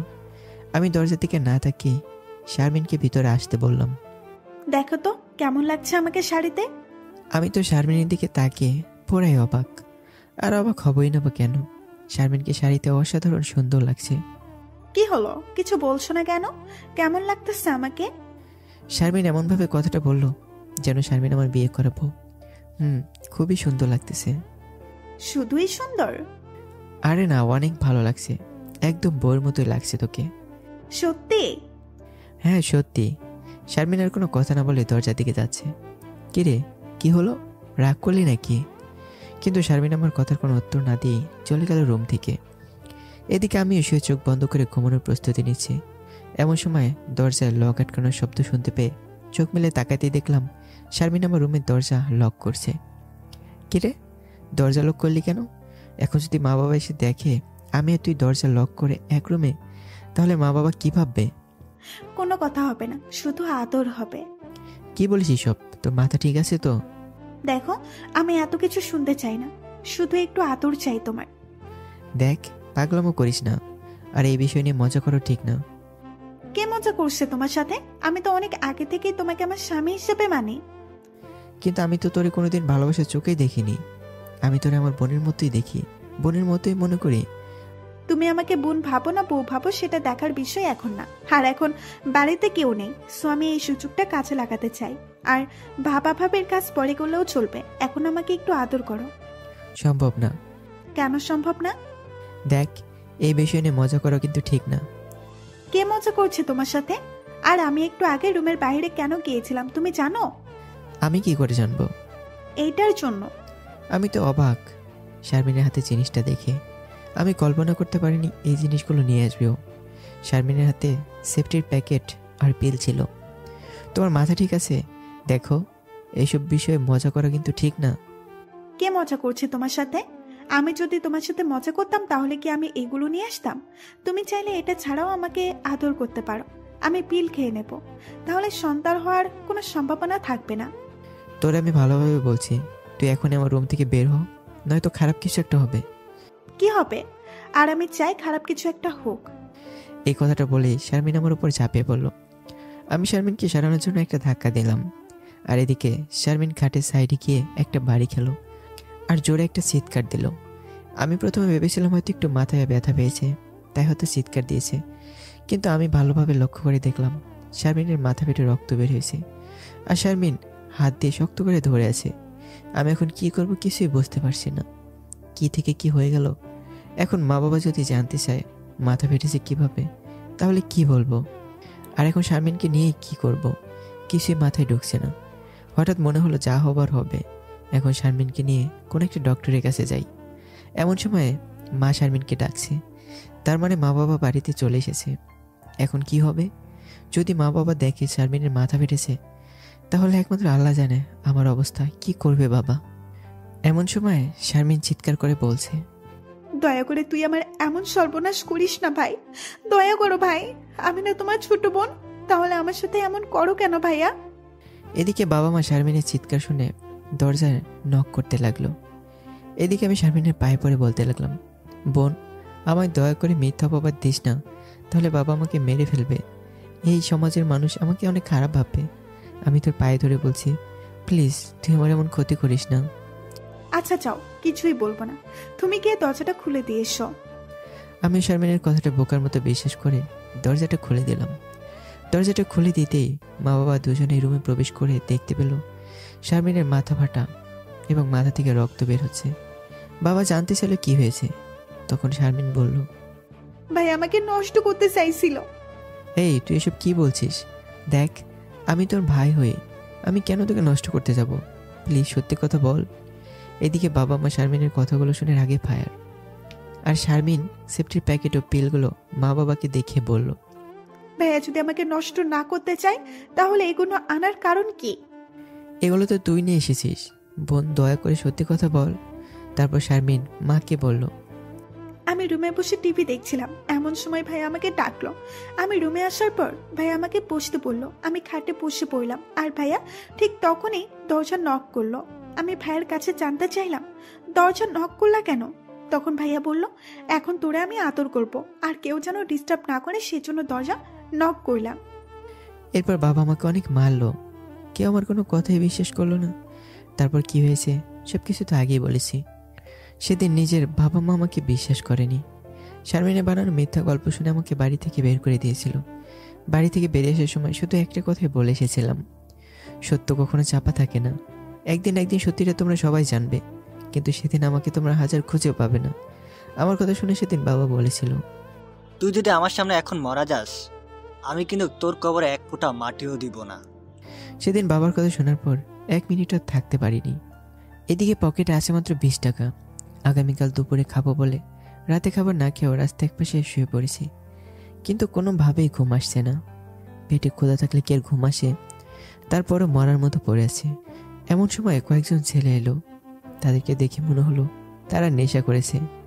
তাদের মাঝ থেকে একজন আমাকে উদ্দেশ্য করে বলল, তোর কাছে কি আছে বের কর। আমার কাছে কিছুই নেই, শুধু 20 টাকা আছে। তাও আগামীকাল দুপুরে ভাত খাবো। তারপর তাও আর আমার কথা বিশ্বাস করলো না। তাদের মাঝ থেকে একজন এসে আমাকে চেক করলো। অবশ্যই এসে 20 টাকা ছাড়া আর কিছুই পেল না। দাদা গো, এই 20 টাকা নিয়েন না, নয়তো আগামীকাল না খেয়ে থাকতে হবে আমাকে। একটু দয়া করেন দাদা। কথাগুলো একটু কেঁদেই বলেছিলাম। আমার কান্না দেখে তাদের মনটা একটু নরম হলো। আমাকে টাকাটা ফেরত দিল এবং জানতে চাইল বাড়ি কই। আমার বাড়ি শিমুলতলি। তা এই শহরে কি মনে করে? বাবা আমাকে ভুল বুঝে বাড়ি থেকে বের করে দিয়েছে। ও আচ্ছা। জি দাদা। আচ্ছা তুমি থাকো, আমরা চলে যাচ্ছি। হয়তো আপনারা অনেক অবাক হচ্ছেন, তারা আমার কাছে ভুল বোঝার কারণটা জানতে চাইল না। এতে অবাক হওয়ার কিছুই নেই। আমি তো আপনাদের আগেই বলেছি তারা নেশা করেছে। এখন তারা কথা বলার অবস্থাতেই নেই। হঠাৎ তারা সবাই দাঁড়ালো। আমি তো ভয় পেয়ে গেলাম। এখন কি তারা আবার আমার কাছে এসে টাকাটা নিয়ে যাবে নাকি? হঠাৎ একজন বলল, কার কাছে কত টাকা আছে বের করো। আমি শুধু তাদের কাজগুলো দেখছি। সবাই টাকা বের করে একজনের হাতে দিল। সে দেখতে পেল 1345 টাকা আছে। সে সব টাকাগুলো আমার হাতে দিয়ে বলল, আমাদের কাছে এর চাইতে বেশি নাই। আমরা আশা করি এই টাকা দিয়ে তোমার কিছু একটা উপকার হবে। ভাই, আমার টাকাগুলো লাগবে না। রেখে দাও তুমি টাকাগুলো। আর হ্যাঁ, যদি পারো এই টাকা দিয়ে কোনো জিনিস কিনে বিক্রি করো। মানে হলো হকারি করা যাকে বলে। দেখা যাবে তোমার টাকা তোমারই থাকবে, আর জিনিস বিক্রি করে যে লাভের টাকা পাবে সেই টাকা দিয়েই আশা করি তোমার খাবার হয়ে যাবে। বুঝতে পারছো আমার কথা? জি দাদা ভাই। তাহলে এখন আমরা আসি। আর হ্যাঁ, তোমার জন্য অনেক দোয়া রইল। টাকাগুলো দিয়ে তারা চলে গেল। আমি আবার শুয়ে পড়লাম আর ভাবতে লাগলাম, আল্লাহর দুনিয়ায় এখন অনেক ভালো মানুষ আছে। তারা আমাকে চেনে না, জানে না, অথচ টাকা দিয়ে গেল এবং আমার জন্য দোয়াও করে গেল। আর আমার নিজের বাবা মামার কথা বিশ্বাস না করে বাড়ি থেকে বের করে দিল। এই দুনিয়া বড় আজব একটা জায়গা। কখনকার কোথায় জায়গা হবে কেউ বলতে পারে না। এদিকে প্রচুর ক্ষুধার জন্য ঘুমও আসছে না। এপাশ ওপাশ করতে করতে কখন যে ঘুমিয়ে পড়েছি আমি বুঝতেই পারিনি। গাড়ির শব্দে ঘুমটা ভেঙে গেল। চোখ মেলে তাকাতেই দেখতে পেলাম সকাল হয়ে গেছে। আর ঘুমটা ভাঙতেই প্রচুর ক্ষুধা অনুভব করলাম। তাড়াতাড়ি উঠে মুখটা ধুয়ে একটা দোকানে গিয়ে একটা কেক আর পাউরুটি নিলাম। এখন অনেক ভালো লাগছে। তারপর বসে বসে চিন্তা করলাম কী জিনিস বিক্রি করব, কিন্তু কিছুই বুঝতে পারলাম না কি বিক্রি করা যায়। চিন্তা করলাম যারা হকারি করে তাদের সাথে আগে কথা বলি। তাই সেখান থেকে চলে এলাম বাস স্ট্যান্ডে আর পেয়ে গেলাম হকার। কিন্তু কিভাবে বলবো ঠিক বুঝে উঠতে পারছি না। তারপর এত কিছু না ভেবে এক পিচ্চিকে ডাক দিলাম। তার হাতে বড়ই, চানাচুর আর কেরাই। তারপর তাকে ডাক দিয়ে জিজ্ঞেস করলাম, আচ্ছা তোমরা এগুলা কই থেকে কিনে আনো? আমরা তো এইগুলো কিনে আনি না। তাহলে? আমাদের মালিক আছে, আমরা শুধু বিক্রি করে সেখান থেকে এনে। ও আচ্ছা, আমাকে তোমাদের মালিকের কাছে নিয়ে যাবে? কেন? আর আপনি সেখানে গিয়ে কি করবেন? আমিও তোমাদের মতো বিক্রি করতে চাই। ও তাহলে আসেন আমার সাথে। ওকে বলে আমি পিচ্ছিটার পিছন পিছন যাচ্ছি। আমরা হাইওয়ে ছেড়ে একটা সিঙ্গেল রোড দিয়ে যাচ্ছি। হঠাৎ আমি সামনে দেখতে পেলাম একটা মহিলা রাস্তা পার হচ্ছে, কিন্তু সামনে থেকে একটা মাইক্রো একটু বেশি ফাস্ট আসছে। আমার কেন যেন মনে হলো মহিলাটি এখন অনেক বিপদ হবে। আর আমি একটু জোরে দৌড় দিয়ে মহিলাটাকে ধাক্কা দিয়ে সরিয়ে দিলাম। কিন্তু আমি সরে আসার আগে মাইক্রোবাসের সাথে একটা বাড়ি খেয়ে রাস্তায় পড়লাম। আমার মনে হলো আমি আর বাঁচব না। শুধু অনুভব করলাম মাথায় প্রচুর জোরে আঘাত পেয়েছি। তারপর যখন আমার জ্ঞান ফিরে আসলো তখন নিজেকে হসপিটালে আবিষ্কার করলাম। একটা মেয়ে কণ্ঠ ভেসে এলো, ডাক্তার সাহেব, ও ডাক্তার সাহেব, দেখে যান, রোগীর জ্ঞান ফিরে এসেছে। মেয়েটার চিৎকার শুনেই ডক্টর আমার কেবিনে আসলো আর আমাকে ভালো করে দেখতে লাগলো। কিছুক্ষণ আমাকে দেখে ডক্টর সাহেব জানিয়ে দিল, ভয় পাওয়ার কিছু নাই, এখন আল্লাহর রহমতে নিয়মিত ওষুধ খেলে সুস্থ হয়ে উঠবে। এদিকে আমি কিন্তু এখনো নিজের শরীর নড়াতে পারছি না। শুধু আমার নিঃশ্বাসটা ফিরে এসেছে, কিন্তু শরীরে এখনো কোনো শক্তি আসেনি। তবে একটু একটু কথা বলতে পারি। তাই আমি জানতে চাইলাম আমাকে হসপিটালে নিয়ে এসেছে কে? মেয়েটা আমাকে জানালো, আপনি যে মহিলাকে বাঁচাতে গিয়ে নিজের এই অবস্থা করেছেন, তিনিই আপনাকে এখানে নিয়ে এসেছিল। আর সেই মহিলা হলো আমার মা। ও, তা আন্টিকে দেখতে পাচ্ছি না। আন্টি কি ব্যথা পেয়েছে? না, তবে একটু পেয়েছিল। আপনি যখন মাকে ধাক্কা দিয়েছিলেন তখন মা ধাক্কা খেয়ে পড়ে গিয়ে যে হাতে একটু ব্যথা পেয়েছিল, তবে এখন সম্পূর্ণ ভালো হয়ে গেছে। কি বলছেন আপনি? এত তাড়াতাড়ি ভালো হলো কিভাবে? তাড়াতাড়ি কই, ব্যথা পেয়েছিল প্রায় 4 মাস আগে। আর ব্যথা ভালো হতে কি 4 মাস লাগে নাকি? 4 মাস মানে? আপনি কি বলছেন এসব? জি, আমি ঠিক কথাই বলছি। 4 মাস আগে ঘটেছিল এই দুর্ঘটনা। তার মানে আমি 4 মাস ধরে হসপিটালে পড়ে আছি? কেন বিশ্বাস হচ্ছে না? একটু দাঁড়ান, আমি আসতেছি। আমার মাথায় কিছুই ঢুকছে না। 4 মাস ধরে আমি এখানে পড়ে আছি। এদিকে মেয়েটা একটা আয়না এনে আমার সামনে ধরে আর আমাকে আয়নার দিকে তাকাতে বলল। আমি আয়নার দিকে তাকাতেই নিজেকে চিনতেই পারলাম না। এ কে? আমার চুলদারি বড় হয়ে গেছে। পাশ থেকে ডক্টর সাহেব বলে উঠল, আপনার কপাল অনেক ভালো। ভাগ্য করে এমন একটা মানুষকে বাঁচিয়েছেন যার মেয়ে 4 মাস ধরে আপনার কাছে পড়ে আছে, আর সব সময় আপনার চিন্তায় থাকে কখন আপনার জ্ঞান ফিরে আসবে। আর সবচেয়ে বড় কথা কি জানেন? এই মেয়েটা আপনার এত কেয়ার করেছে যা আমি এখন বলেও শেষ করতে পারবো না। ডক্টরের কথা শুনে আমার চোখ থেকে জল পড়তে লাগলো। তবে এই জল দুঃখের নয়, এই জল আনন্দের জল। যেখানে নিজের মা বাবা আমাকে বাড়ি থেকে বের করে দিয়েছে, সেখানে অপরিচিত একটা মানুষের জন্য এই মেয়েটা 4 মাস ধরে পড়ে আছে আমার পাশে। হ্যাঁ, আমি মানলাম আমারই জন্য সেদিন তার মা বেঁচে গিয়েছিল। তার মানে এই না এখানে আমার পাশে পড়ে থাকবে। অন্য কেউ হলে হয়তো হসপিটালে ভর্তি করে চিকিৎসার খরচ দিয়েই চলে যেত, কিন্তু এরা তো কি বলবো, সত্যি আর নিজেকে খুব ভাগ্যবান বলে মনে হচ্ছে। এগুলো ভাবতে ভাবতেই কারোটাকে বাস্তবে ফিরে এলাম। চোখ মেলে তাকিয়ে দেখতে পেলাম সেদিনের সে আন্টি। আর আন্টি আমাকে জিজ্ঞেস করলো, এখন কেমন আছো বাবা? এই তো আন্টি, আমি এখন ভালো আছি। আপনি কেমন আছেন আন্টি? আমি ভালো আছি বাবা। তারপর আরও অনেক কথা হলো। এভাবে হসপিটালে আরও কয়েকটা দিন কেটে গেল। তারপর ডক্টর আমাকে হসপিটাল থেকে ছুটি দিল এবং আন্টিকে বলে দিল, আরও কয়েকটা দিন রেস্ট ও নিয়মিত ওষুধ খেলে তাড়াতাড়ি সুস্থ হয়ে যাবে। আন্টি আর আখি আমাকে নিয়ে তাদের বাসায় চলে এলো। ও, আপনাদের তো বলাই হয়নি এই আখিটাকে। আখি হলো আন্টির মেয়ের নাম। বাড়িতে যাওয়ার পরে আখির সেবায় আমি কয়েকদিনের মধ্যেই সুস্থ হয়ে গেলাম। এভাবেই কিছুদিন চলতে লাগলো। হঠাৎ করে একদিন আন্টি আমাকে ডাকলো আর বলল, বাড়িতে তোমাকে নিয়ে তো অনেক চিন্তা করছো মনে হয়। তুমি এক কাজ করো, বাড়িতে ফোন করে জানিয়ে দাও তুমি ভালো আছো, আর বলে দাও কয়েকদিন পর তুমি বাড়ি আসতেছো। সরি আন্টি, আমাকে নিয়ে বাড়িতে চিন্তা করার মতো কেউই নেই। কেন? তোমার আপন বলতে কেউ নেই পৃথিবীতে? আছে। তাহলে চিন্তা করবে না কেন? প্রায় 5 মাস ধরে তোমার কোনো খোঁজ নেই। তোমার মা বাবা মনে হয় পাগলের মতো করছে তোমার খোঁজ না পেয়ে। আন্টি, আপনি যেমনটা ভাবছেন কিন্তু তেমন কিছুই না। বরং মা বাবা যদি শুনতে পায় আমি মারা গেছি, তাহলে মা বাবা সবচেয়ে বেশি খুশি হবে। কি বাজে বকছো এসব? কোনো মা বাবা সন্তানের কষ্ট সহ্য করতে পারে না। বাজে বকছি না আন্টি, আমি সত্যিটাই বলছি। আর সবচেয়ে সত্যি কথা হলো মা বাবা আমাকে বাড়ি থেকে বের করে দিয়েছে। কি বলছো এসব? আর কেন বাড়ি থেকে বের করে দিয়েছে? কারণ আমি একজন ধর্ষণকারী। আমার কথাটা শুনে আন্টি একটু মুচকে হাসি দিয়ে বলল, কি? তুমি ধর্ষণকারী? আর এটা আমাকে বিশ্বাস করতে হবে? কেন বিশ্বাস করবেন না? তোমার মন মানসিকতা বলে দেয় তুমি কোনোদিন ধর্ষণকারী হতে পারো না। আর একজন ধর্ষণকারী কখনো নিজের জীবন বিপন্ন করে অন্যের জীবন বাঁচায় না।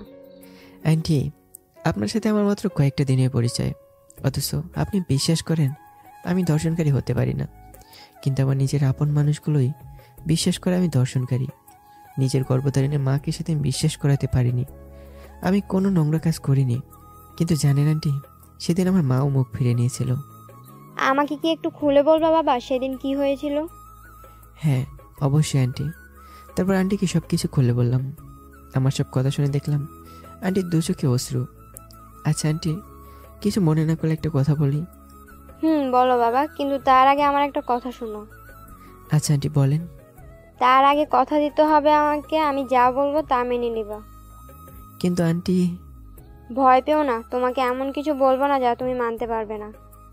আচ্ছা বলেন আন্টি। তুমি আমাদেরকে ছেড়ে কোথাও যেতে পারবে না, আর এখন থেকে আমাদের সবকিছু তুমি দেখাশোনা করবে। দয়া করে না করো না বাবা। কিন্তু আন্টি, আমি কেন? এসব দেখাশোনা করার জন্য আঙ্কেল তো আছেনই। তোমার আঙ্কেল বেঁচে নেই। কয়েক বছর আগে তোমার আঙ্কেল একটা দুর্ঘটনায় মারা গেছেন। কিন্তু আন্টি, কোনো কিন্তু বলবা না। আর হ্যাঁ, আরেকটা কথা, আজ থেকে তুমি আমাকে আন্টি বলবা না, মা বলে ডাকবা। কি বলছেন? মা ঠিকই বলছে, আমিও চাই তুমি এখন থেকে আমাদের সাথেই থাকবা। কিন্তু এই ছেলে, তোমার প্রবলেম কি? সেই তখন থেকে শুধু খালি কিন্তু কিন্তু করতেছো। আচ্ছা ঠিক আছে আন্টি। আবারও আন্টি? সরি মা। এখন ঠিক আছে। এই আখি শোন। বলো মা। তুই একটু, ও ভালো কথা। আচ্ছা বাবা, তোমার নামটাই তো জানা হয়নি এখনো। আমার নাম আবির। আখি শোন, তুই আবিরকে নিয়ে একটু শপিং এ যা। ওকে মা। শোনো আবির, তুমি আখির সাথে মার্কেটে গিয়ে তোমার যা পছন্দ হয় কিনে নিয়ে আসবা, কোনো কিন্তু শুনতে চাই না। আচ্ছা ঠিক আছে মা। তারপর আমি আর আখি মার্কেটে চলে এলাম গাড়ি নিয়ে। গাড়িটা অবশ্য আখিদেরই, তাই আখি নিজে ড্রাইভ করছে। মার্কেটে এসে অনেক কিছু শপিং করলাম, সবই আখি পছন্দ করে দিয়েছে। শপিং শেষে আখি আমাকে নিয়ে একটা রেস্টুরেন্টে চলে গেল। সেখানেও আখির পছন্দের খাবার অর্ডার করলো। খাবার শেষ করে আখি আমাকে নিয়ে একটা পার্কে এলো। কিছুক্ষণ ঘোরাঘুরি করার পর সেখান থেকে আমরা বাসায় ফিরে যাই। এভাবেই দিন যেতে লাগলো। আখি আমাকে সবসময় দেখাশোনা করে, খেয়াল রাখে আমার কখন কি দরকার হবে। আর আন্টি, তার কথা নাই বললাম, আন্টিকে পেয়ে আমি মাকেই ভুলে গেছি। আসলে এমনও সময় আছে যে পর মানুষগুলো আপনের থেকেও বেশি আপন হয়ে যায়। ঠিক সেরকমেরই হয়ে উঠেছে আখি আর আন্টি আমার কাছে। আখির সাথে বন্ধুর মতোই সম্পর্ক আমার। আর মেয়েটা অনেক ভালো, যে কেউ দেখলেই তার প্রেমে পড়ে যাবে। আমিও তার ব্যতিক্রম কিছু নয়। আসলে আখিকে আমি একটু একটু করে ভালোবেসেছি, তবে এই ভালোবাসাটা নিজের মনের ভিতরে সীমাবদ্ধ। হঠাৎ একদিন আখি আমাকে বলল তার সাথে কোথাও বেরোতে, তাই আমি তার সাথে বেরিয়ে পড়লাম। তারপর সে আমাকে নিয়ে গেল একটা পার্কে বসে আমি আর আখি বাদাম খাচ্ছি, আর আমাদের আশেপাশে বসা কাপলগুলোকে দেখছি, আর কিছু কাপলদের কথাও শুনছি। হঠাৎ আখি আমাকে বলল, বলো তো তোমাকে এখানে কেন নিয়ে এসেছি? তুমি না বললে আমি কি করে জানবো? তোমাকে একটা কথা বলার জন্য নিয়ে এসেছি, কিন্তু এই কথাটা সাধারণ ছেলেরা মেয়েদের বলে থাকে, কিন্তু আমি জানি তুমি কোনোদিন আমাকে বলবা না, কারণ সেই সাহস তোমার কোনোদিন হবে না, তাই আমি নিজেই বলে দিয়েছি। কেমন কথা যা বলার জন্য সাহসের প্রয়োজন? বলছি, তার আগে আমাকে একটা কথা বলো, আমাকে তোমার কেমন লাগে? ভালোই লাগে। শুধু ভালো, আর কিছু না? সত্যি বলতে তোমাকে আমার অনেক ভালো লাগে। তোমার মতো সুন্দর মনের মেয়ে আমি আগে কখনো দেখিনি। আমাকে তোমার বুকে একটু জায়গা দেবে? আমি তোমার বুকে মাথা রেখে আমার বাকিটা জীবন কাটিয়ে দিতে চাই। আমি তোমাকে ভালোবেসে ফেলেছি। কি বলছো এসব আখি? তোমার মাথা ঠিক আছে? দেখো, তুমি তো আমার সব কিছুই জানো, আর সবচেয়ে বড় কথা হলো তোমার মা আমাকে বিশ্বাস করে, তোমাদের বাড়িতে জায়গা দিয়েছে। যেখানে আমি নিজের বাড়িতে জায়গা পাইনি, সেখানে তোমার মা না, এই কিছুতে আমি তোমার মায়ের বিশ্বাসের অমর্যাদা করতে পারবো না। তুমি একটু বোঝার চেষ্টা করো। আমি কিচ্ছু বুঝতে চাই না, আমি শুধু জানতে চাই তুমি আমাকে ভালোবাসো কিনা। দেখো, পাগলামি করো না, চলো, অনেক সময় হয়েছে, এখন বাড়ি চলো। তার আগে বলো তুমি আমাকে ভালোবাসো, নয়তো আমি বাড়ি যাব না। প্লিজ বাড়ি চলো, পাগলামি করো না। বললাম তো, তুমি যতক্ষণ আমার কথার উত্তর না দেবে ততক্ষণ আমি বাড়ি যাচ্ছি না। তাহলে তুমি বসে থাকো, আমি চলে যাচ্ছি। সেটা তোমার ইচ্ছা, কিন্তু একটা কথা শুনে যাও, তুমি যতক্ষণ না আমাকে ভালোবাসি কথাটা বলছো ততক্ষণ আমি বাড়ি যাব না, এখানেই বসে থাকবো। ওকে থাকো, আমি যাচ্ছি। কথাটা বলেই সেখান থেকে চলে এলাম। সত্যি বলতে কি, আপনারা জানেন না, আমি আখিকে কয়েকদিনে অনেক ভালোবেসে ফেলেছি, কিন্তু আমি কোনোদিনও তাকে বলতে পারবো না, আখি আমি তোমাকে ভালোবাসি। কারণ আমার তো এখন আপন বলতে কেউই নেই। আর আন্টি আমাকে অনেক বিশ্বাস করে, তাদের বাসায় আমাকে জায়গা দিয়েছে। এখন যদি আমি আন্টিকে বলি আন্টি আমি আখিকে ভালোবাসি, তখন আন্টির বিশ্বাসটা কোথায় গিয়ে ঠেকবে? যে মানুষটা আমাকে আশ্রয় দিয়েছে, আমি সেই মানুষটার মনে কষ্ট দিতে পারবো না। আমি আজকে আন্টিকে কিছু একটা বলে এই বাড়ি ছেড়ে চলে যাব, নয়তো আমি আখিকে কোনোদিনও বলতে পারবো না। এসব ভাবতে ভাবতে বাড়ি চলে এলাম। বাড়িতে এসে কলিং বেলে চাপ দিতেই আন্টি দরজা খুলে দিল এবং আমার কাছে জিজ্ঞেস করলো, আখি কোথায়? কি বলবো আমি এখন কিছুই বুঝতে পারছি না। কি হলো বাবা, কথা বলছো না কেন? না মানে আখি। তোমাকে কিছু বলতে হবে না, আমি সব জানি। কি জানেন মা? তার আগে আমাকে একটা কথার উত্তর দাও। হ্যাঁ বলেন মা, কি জানতে চান?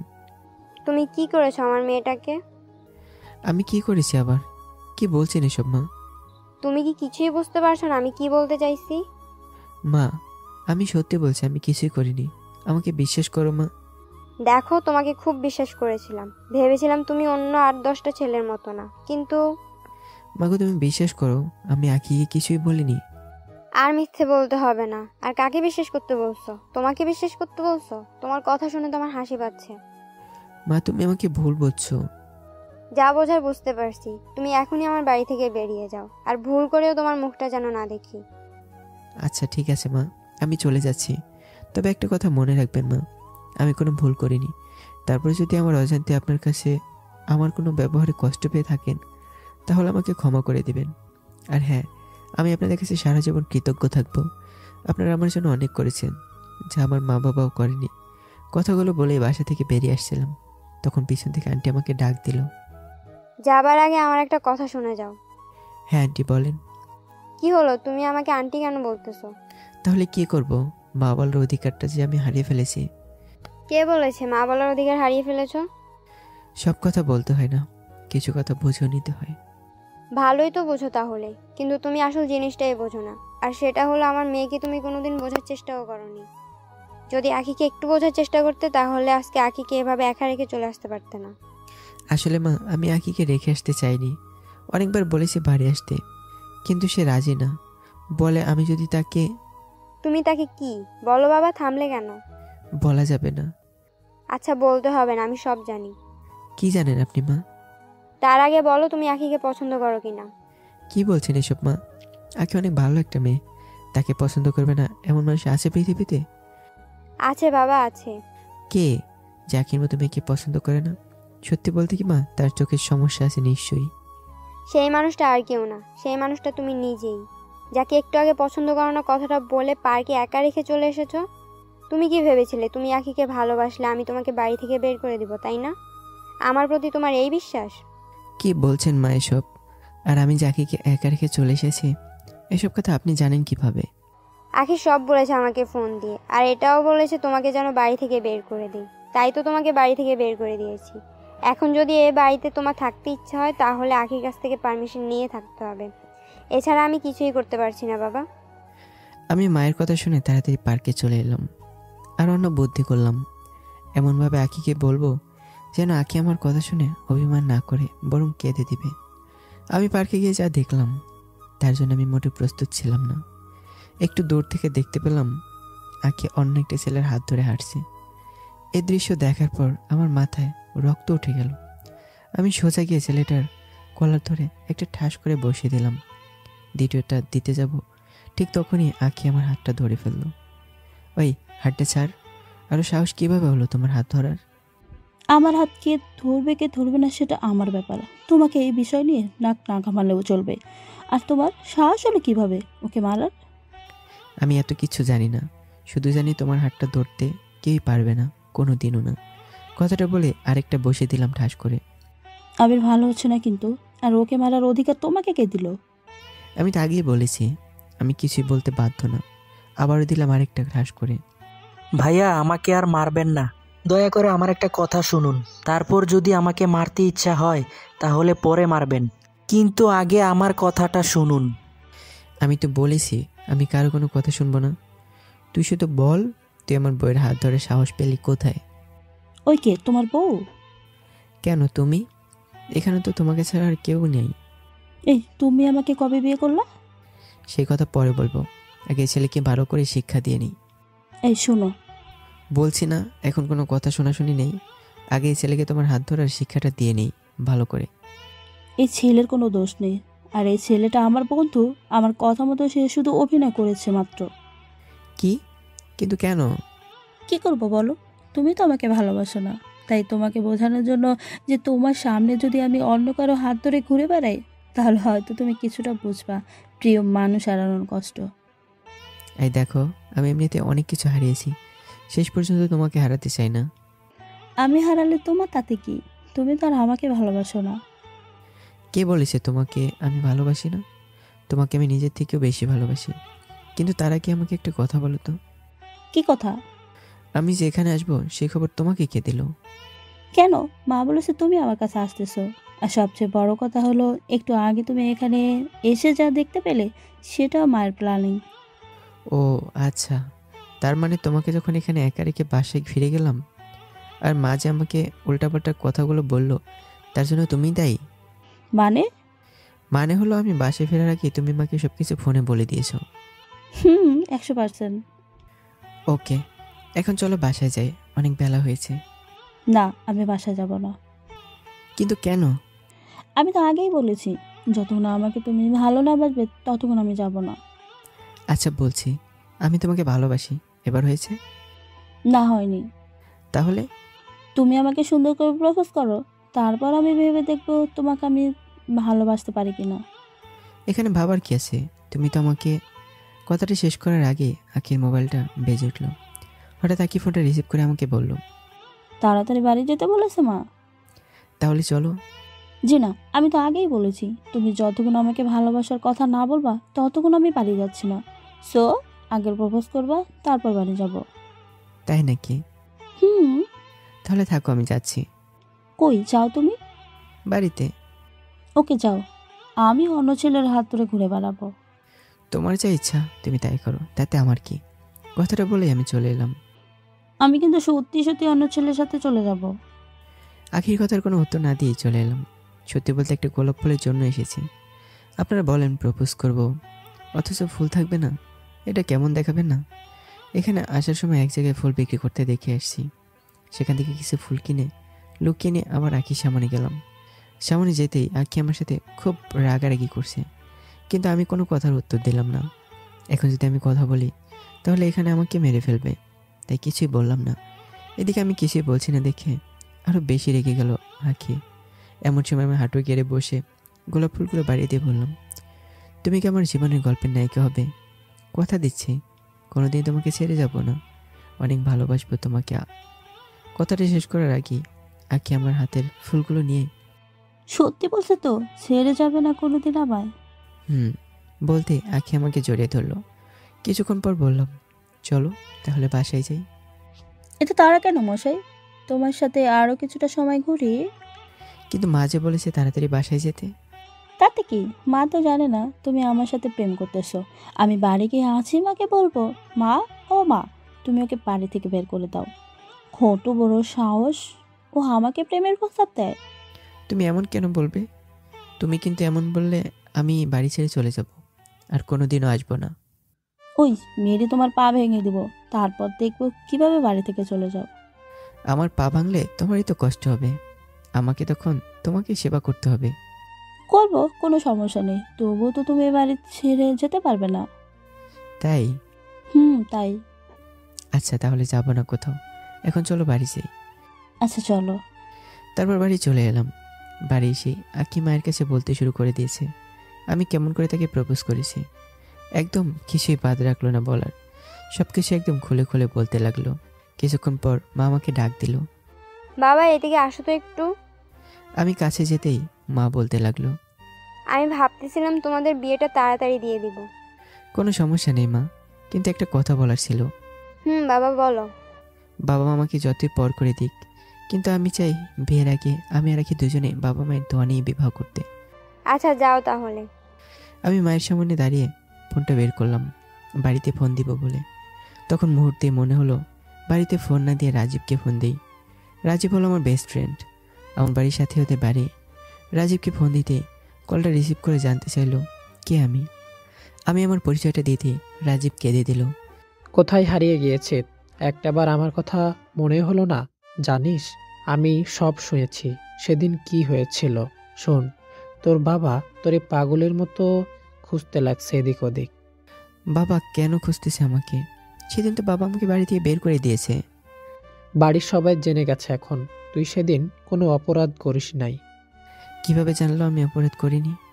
তুই বাড়ি থেকে যাবার পর প্রায় মাসখানেক পর যখন তোর কোনো খোঁজ খবর ছিল না, তখন শারমিন সত্যি কথা বলে দিয়েছিল সেদিন আসলে কি হয়েছিল। তাই নাকি? তুই জানিস তোর মা বাবা তোরে খুঁজতে খুঁজতে পাগলের মতো হয়ে গিয়েছে। তোর মা বাবাকে দেখলে তুই এখন চিনতেই পারবি না, অনেকটা শুকিয়ে গিয়েছে। তোর কথা চিন্তা করে ঠিকমতো খাওয়া দাওয়া করে না, সারাক্ষণ শুধু কান্না করে। এখন কেন কান্না করে আমার জন্য? সেদিন তো কি আমার কথা বিশ্বাস করেনি? সেদিন নিজের মা আমার উপর থেকে মুখ ফিরিয়ে নিয়েছিল। আমি বুঝতে পারছি তোর কষ্টটা, কিন্তু এখন তুই সব কিছু ভুলে গিয়ে দয়া করে বাড়িতে আয়। না রে, বাড়ি এখন আসতে পারবো না। দেখ, বাবা মায়ের উপরে রাগ করতে নেই। বাবা মা সন্তানের জন্য আশীর্বাদ স্বরূপ। হ্যাঁ জানি, কিন্তু তুই কি জানিস পৃথিবীতে সব বাবা মা আশীর্বাদ স্বরূপ হয় না। কিছু কিছু বাবা মায়ের জন্য সন্তান নষ্টও হয়। সবচেয়ে বড় কথা হলো, শুধু জন্ম দিলে মা বাবা হওয়া যায় না। মা বাবা হতে হলে সন্তানকে সবসময় যে কোনো পরিস্থিতিতেই সন্তানকে সাপোর্ট করতে হয়। সন্তান ভুল করবেই, তাই বলে সন্তানকে দূরে সরিয়ে দেওয়া এটা ঠিক না। সন্তানকে বোঝাতে হবে এরকম ভুল যেন ভবিষ্যতে আর না করে। কিন্তু সেদিন আমি তো কোনো ভুল করিনি, তারপর আমাকে বাড়ি থেকে বের করে দিয়েছে। আচ্ছা মানলাম তোর বাবা মায়ের উপর বিশাল অভিমান, কিন্তু তুই কি একটিবারও তোর ছোট্ট দুটি বোনের কথা ভেবে দেখেছিস? তোরা ভাই ছাড়া কেমন করে বেঁচে আছে? তোর কি একবারও মনে পড়লো না যে ছোট বোনদের কথা? ছোট্ট বোন দুটির মুখের দিকে তাকিয়ে হলেও তুই বাড়ি ফিরে আয়, দেখবি সব ঠিক হয়ে যাবে। অবশ্যই সব কিছু অলরেডি ঠিক হয়ে গেছে। এখন বাড়ির সবাই শুধু তোর ফিরে আসার অপেক্ষার প্রহর গুনছে।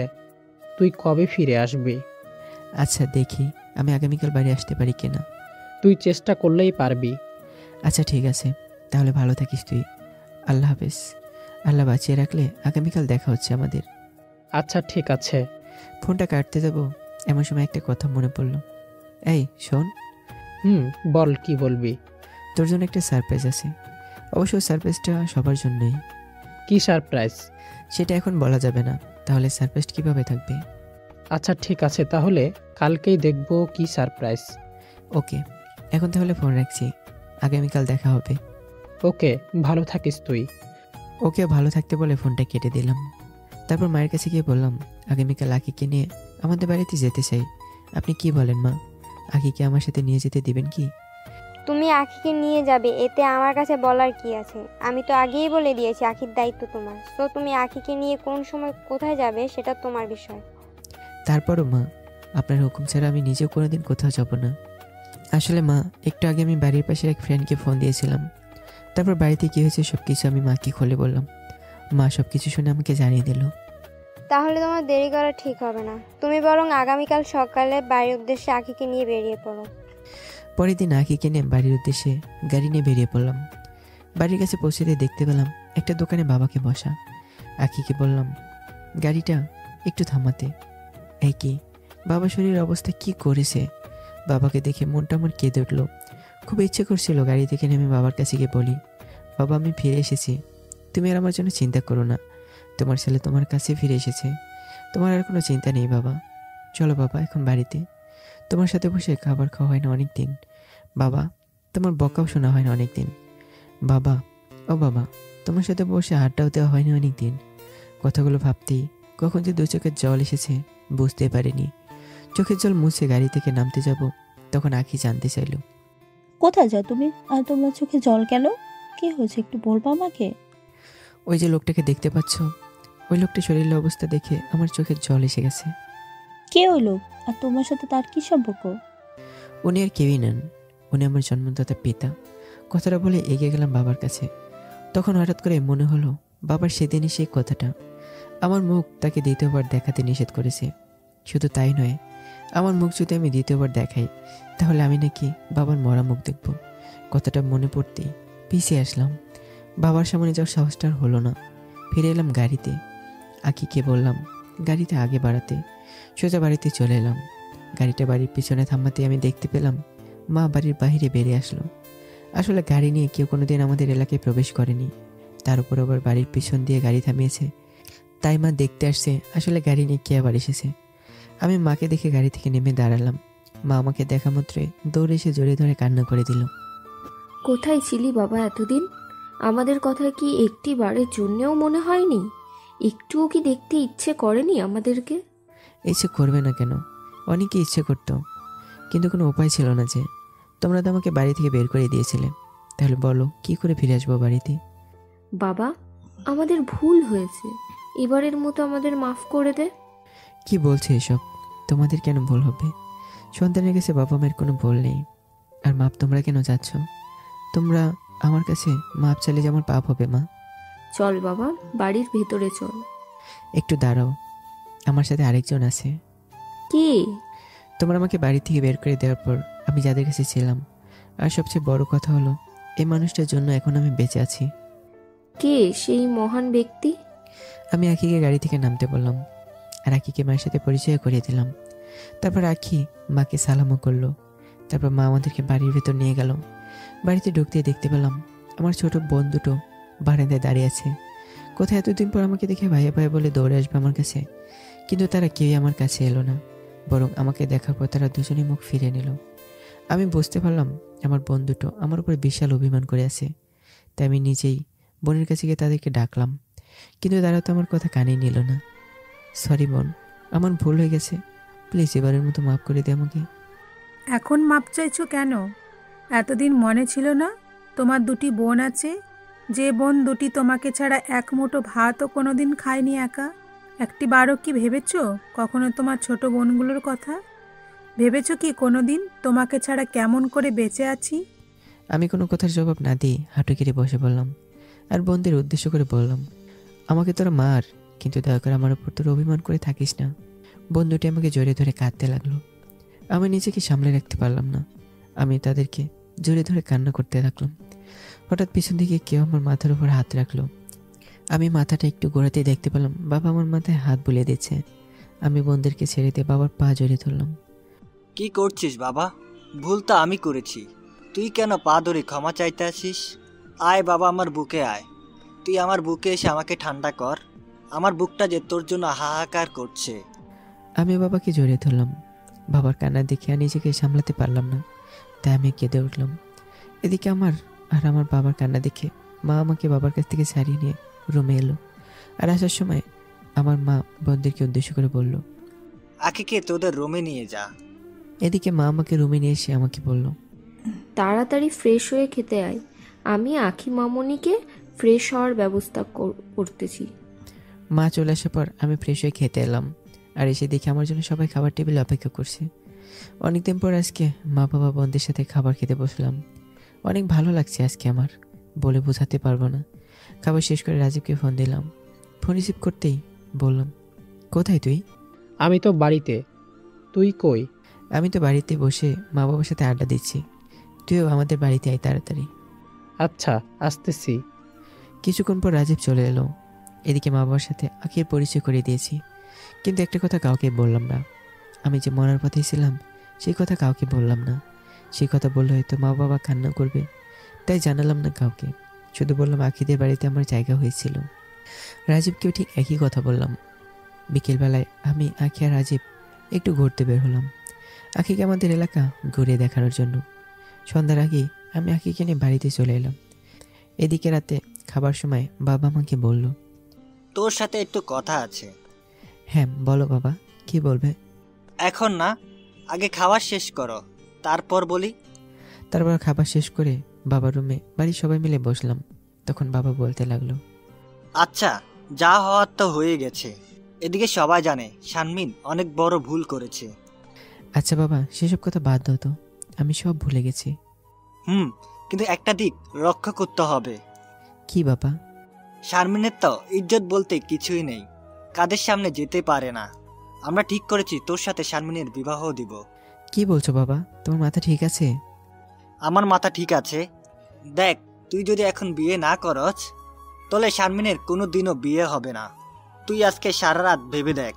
সবচেয়ে বড় কথা হলো, তুই তো জানিস আমরা তোর সাথে শারমিনের বিয়ে ঠিক করে রেখেছি। হ্যাঁ জানতাম, এবং ইচ্ছাও ছিল কোনো একদিন শারমিনকে বিয়ে করব, কিন্তু কোনো কিন্তু টিন্তু শুনতে চাই না। আচ্ছা, আজকে তুই সারা রাত ভেবে দেখ, কালকে সকালে আমাকে জানা। আর হ্যাঁ, এখন রাত অনেক হয়েছে, সবাই ঘুমিয়ে পড়ো। বাবার রুম থেকে বেরিয়ে এলাম, সাথে আখিও ছিল। কিছুই বললো না, আর আমিও আখির কথা সবার সামনে সাহস করে বলতে পারলাম না। শুধু একটাই ভয়ে, যদি আবারও আমাকে সবাই ভুল বুঝে। কথাগুলো ভাবতে ভাবতে রুমে আসছি, এমন সময় আখি পিছন থেকে ডাক দিল, হ্যাঁ বলো, কিছু বলবা? না, কিছু বলবো না। তাহলে ডাক দিলে যে? এমনি। ও, তাহলে রুমে গিয়ে ঘুমিয়ে পড়ো। আগামীকাল সকালে উঠে রেডি হয়ে নিও। কেন? বাড়িতে যেতে হবে। আমি কি একাই চলে যাব বাড়িতে, নাকি তুমি আমার সাথে যাবে? তোমাকে রুমে গিয়ে ঘুমোতে বলছি। কথাটা একটু জোরেই রেগে বললাম। এমনিতে বাবার কথা শুনে মাথা গরম হয়ে আছে, তার উপর আবার বেশি কথা বলছে। দেখলাম আখি আর কোনো কথা না বলে মাথা নিচু করে রুমে চলে গেল। আমি আমার রুমে চলে এলাম। শুয়ে ভাবছি বাবার কথাগুলো, কিন্তু কোনোভাবে শারমিনকে বিয়ে করার কথা আমি চিন্তাও করতে পারছি না। যার জন্য সমাজের মানুষের কাছে অপমানিত হতে হয়েছে, যার জন্য পরিবারের সবার কাছে ছোট হতে হয়েছে, যার জন্য বন্ধুদের কাছে আমি হয়েছি একটা ধর্ষণকারী, যার জন্য আমাকে বাড়ি ছাড়তে হয়েছে, যার জন্য আমাকে রাস্তায় ঘুমোতে হয়েছে, যার জন্য আমাকে দিন রাত মিলে একবেলা খেয়ে রাত কাটাতে হয়েছে, যার জন্য আমাকে একবেলা খাবার জন্য মানুষের কাছে হাত পাততে হয়েছে, যার জন্য আমাকে মৃত্যুর সাথে পাঞ্জা লড়তে হয়েছে। কি করে এসব বিষয় ভুলে গিয়ে স্বামীকে বিয়ে করে তার সাথে সারা জীবন কাটাবো? আর ও কি পারবে আমাকে ভালোবাসতে? ওকে আমার সাথে বেইমানি করবে না?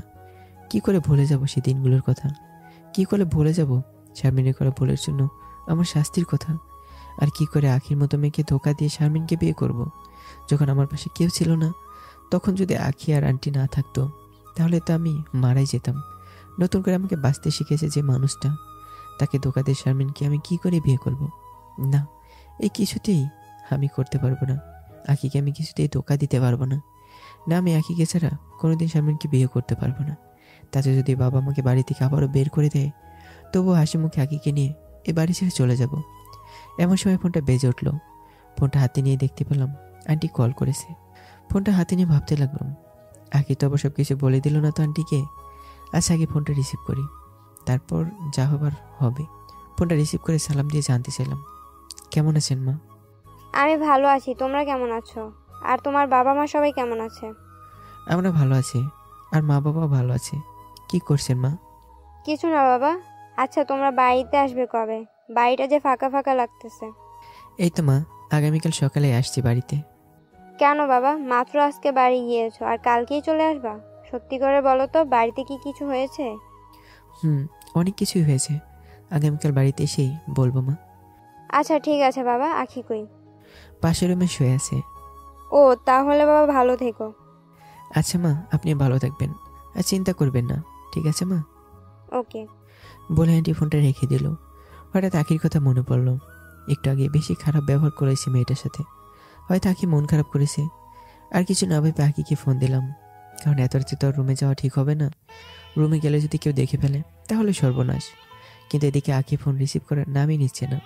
কয়েকবার ফোন দেওয়ার পরে যখন ফোন রিসিভ করলো না, তখন কিছু না ভেবেই আমি আখির রুমে চলে গেলাম। রুমের সামনে গিয়ে দরজা নক করতে আখি দরজা খুলে দিল। তুমি এত রাতে আমার রুমে কেন আসলা? তার আগে বলো, আমার ফোন রিসিভ করছো না কেন? এমনি ভালো লাগছে না। আচ্ছা সরি। সরি কেন বলছো? তখন তোমার সাথে খারাপ ব্যবহার করার জন্য। সত্যি বলতে বাবার কথা শুনে মাথা গরম হয়েছিল, তাই রাগের মধ্যে তোমার সাথে এমন করেছিলাম। ভালো, কিন্তু বাবা তো ঠিক কথাই বলেছে। তুমি যদি শারমিনকে বিয়ে না করো তাহলে শারমিনের জীবনে যে কষ্ট নেমে আসবে, তুমি কি একটু ভেবে দেখেছো? তুমি এসব কথা বলছো? তোমরা সবাই শুধু শারমিনের কথাই ভাবছো, আমার কথা কি একটু ভেবে দেখেছো তোমরা? যে মানুষটার জন্য আমাকে বাড়ি থেকে বের করে দিয়েছিল, তাকে বিয়ে করতে বলছো? আর কেউ না জানুক, তুমি তো জানো সব কিছু। আর আমি যদি বিয়ে করি তাহলে শুধু তোমাকেই করব, আর কাউকে আমার বউ হিসেবে স্বপ্নেও দেখি না। দেখো, তুমি একটু শারমিনের কথাটা ভেবে দেখো, মেয়েটার কি হবে? তার আগে আমাকে একটা কথা বলো, তুমি কি আমাকে ভালোবাসো? বাসি তো, কিন্তু কোনো কিন্তু হবে না। কালকে সকালে সবাইকে বলে দেব আমি বিয়ে করলে শুধু তোমাকেই করব। এতে কেউ মেনে নিক আর না নিক সেটা আমার দেখার বিষয় নেই। এখন কোনো কথা না বলে লক্ষ্মী মেয়ের মতো ঘুমিয়ে পড়ো। ওকে। তারপর আমি রুমে এসে ঘুমিয়ে পড়লাম।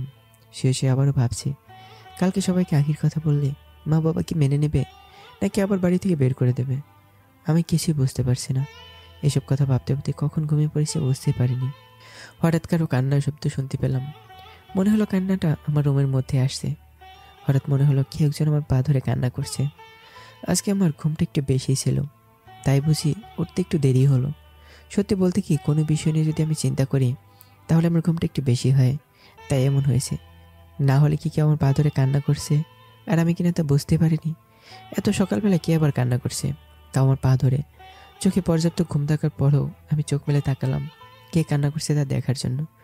চোখ মেলে তাকাতেই বড় একটা ধাক্কা খেলাম। এই তো দেখি শারমিন কান্না করছে। ওই তো সমস্যা কি?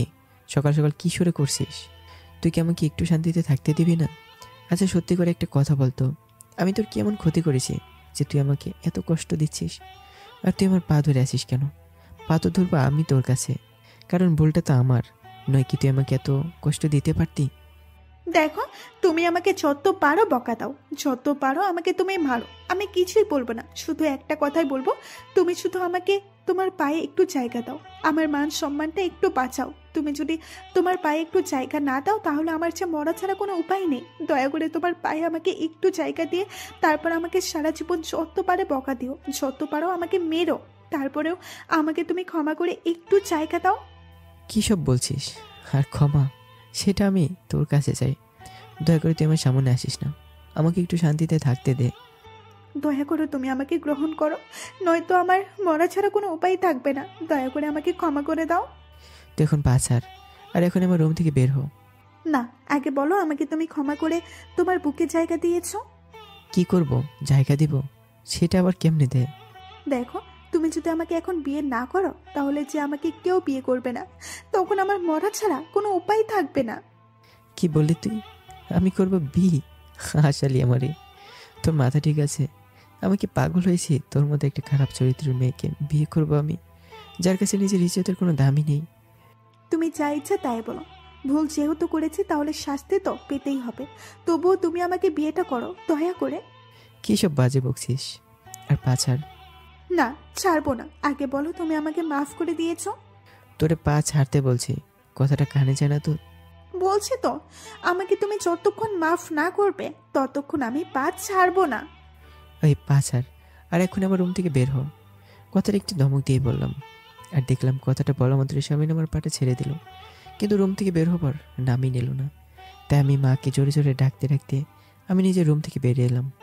কি হয়েছে বাবা? সকালবেলায় এমন করে ডাকতেছিস কেন? কি হয়েছে? তোমরা কি আমাকে একটু ভালো থাকতে দিবা না নাকি? কেন? আমরা আবার কি করলাম? শারমিন কেন আমাদের বাড়িতে? আর সকাল সকাল শারমিন আমার রুমে কি? এদিকে মা কিছু বলার কি কোথা থেকে যেন বাবা চলে এলো। কেন তুই জানিস না শারমিন কেন এই বাড়িতে? আরও কোথায় যাবে? তুই তো জানিস মেয়েটা যাওয়ার কোনো জায়গা নাই। আর আমি শারমিনকে আসতে বলেছি, আর তোর রুমে আমি নিজে ওকে যেতে বলেছি তোর কাছে ক্ষমা চাইতে। ওকে ফাইন, ক্ষমা করে দিলাম। এখন তাড়াতাড়ি ওকে বাড়ি থেকে যেতে বলো। ও বাড়ি থেকে কেন যাবে? ওকে যেতেও হবে না, কিন্তু ওকে বলে দাও ভুল করে যেন আমার রুমে তো দূরের কথা, আমার সামনে যেন না আসে কোনো সময়ের জন্যও না। গতকাল রাতে তোকে কি বলছি মনে নাই নাকি? মনে, কিন্তু আমি তো আগেই বলেছি তোর কিছু শুনতে চাই না। শারমিনকে আমরা এই বাড়ির বউ করে আনবো, এটাই ফাইনাল।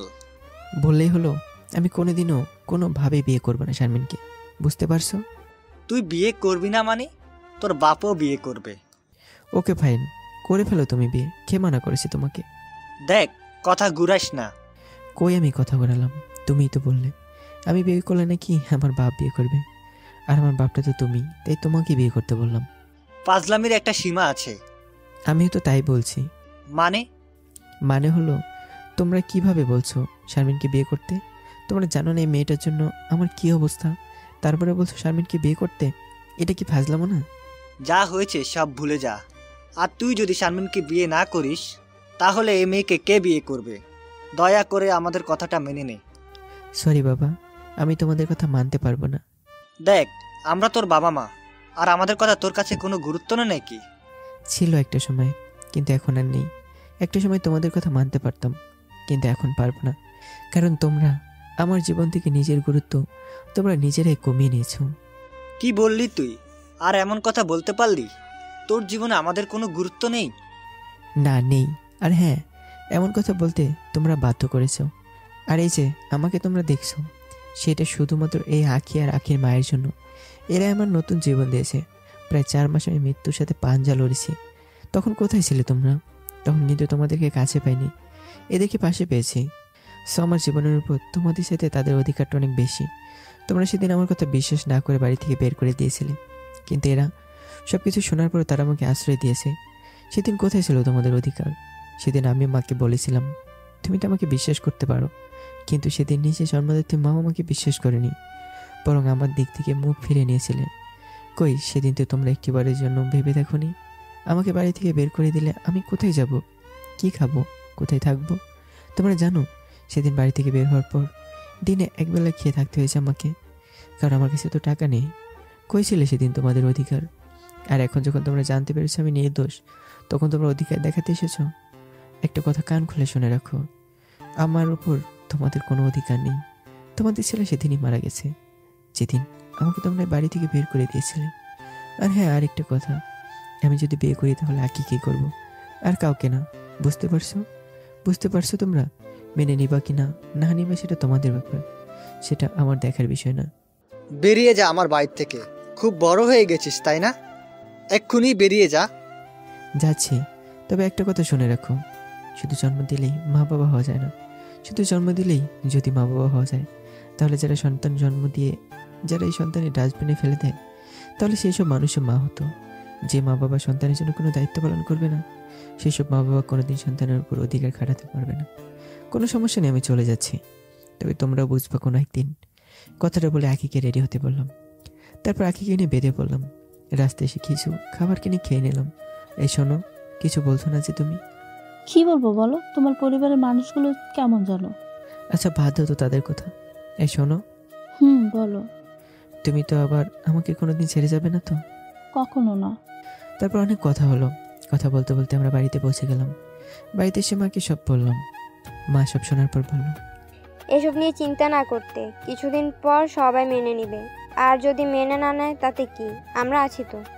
তারপর মা একটা ভালো দিন দেখে আমাদের বিয়েটা দিয়ে দিল। আমাদের দিন ভালোই কাটতে লাগলো। আন্টি আমাকে মায়ের মতোই দেখে, আর এখন তো আবার শাশুড়ি। আর আখির কথা আবার নাই বললাম। আর এভাবে আমাদের দিন কাটতে লাগলো। গল্পটা এখানে শেষ করতে হচ্ছে। এখন এখানে অনেকেই কমেন্ট করতে পারে, অনেকে বলবে বা এটা পরের সিজন কখন আসবে, কবে দেবেন। তাদেরকে উদ্দেশ্য করে বলছি, ভাইয়া এটার কোনো পরের সিজন হবে না। তার কারণ হচ্ছে সব গল্পের সমাপ্তি থাকে না। কিছু গল্প শেষ না হয়েও শেষ হয়ে যায়। কারণ কিছু কিছু গল্প আছে, সেটা শুধু গল্পই নয়, মানুষের বাস্তব জীবনে ঘটে যাওয়া ঘটনাও। তাই এই গল্পটা এখানেই শেষ করা হচ্ছে। তো যদি কখনো সম্ভব হয় এই সিজন পরের সিজন তৈরি করা, তো চেষ্টা করব। কিন্তু আপাতত গল্পটা এখানেই শেষ। কেউ পরের সিজন চেয়ে লজ্জা দেবেন না। আর হ্যাঁ, প্রত্যেক বাবা মা এক হয় না। আমাদের সমাজে এমনই কিছু বাবা আছে যারা নিজের জেদ, নিজের রাগ তারা কন্ট্রোল করতে পারে না। তাদের যেটা মনে হয় তারাই সেটাই করে। তাদের সন্তানের ভালো মন্দ সে বুঝতে চায় না। এইখানে যদি সে শারমিনকে বিয়ে করতো, তো বলা যায় না পরবর্তীতে তার ভাগ্যে কী ছিল। সে মেয়ে নিজের সম্মানের কথা না ভেবে একটা ছেলের এত বড় ক্ষতি করে দেয়। সে মেয়ে যে পরবর্তীতে তাকে ধোঁকা দিয়ে অন্য কোনো ছেলের সাথে সম্পর্ক করবে না, তার কোনো গ্যারান্টি নেই। আর অপরদিকে তারা দুজন দুজনকে ভালোবাসতো, তো কি করে সে আগে কষ্ট দেবে? আর হ্যাঁ, কমেন্ট করে জানাবেন সবাই, আবির যে কাজটা করেছে, কাজটা কি ঠিক করেছে নাকি ভুল করেছে? অবশ্যই জানাবেন, বলবেন না কিন্তু। ধন্যবাদ সবাইকে। ভালো থাকবে, সুস্থ থাকবে। আল্লাহ হাফেজ।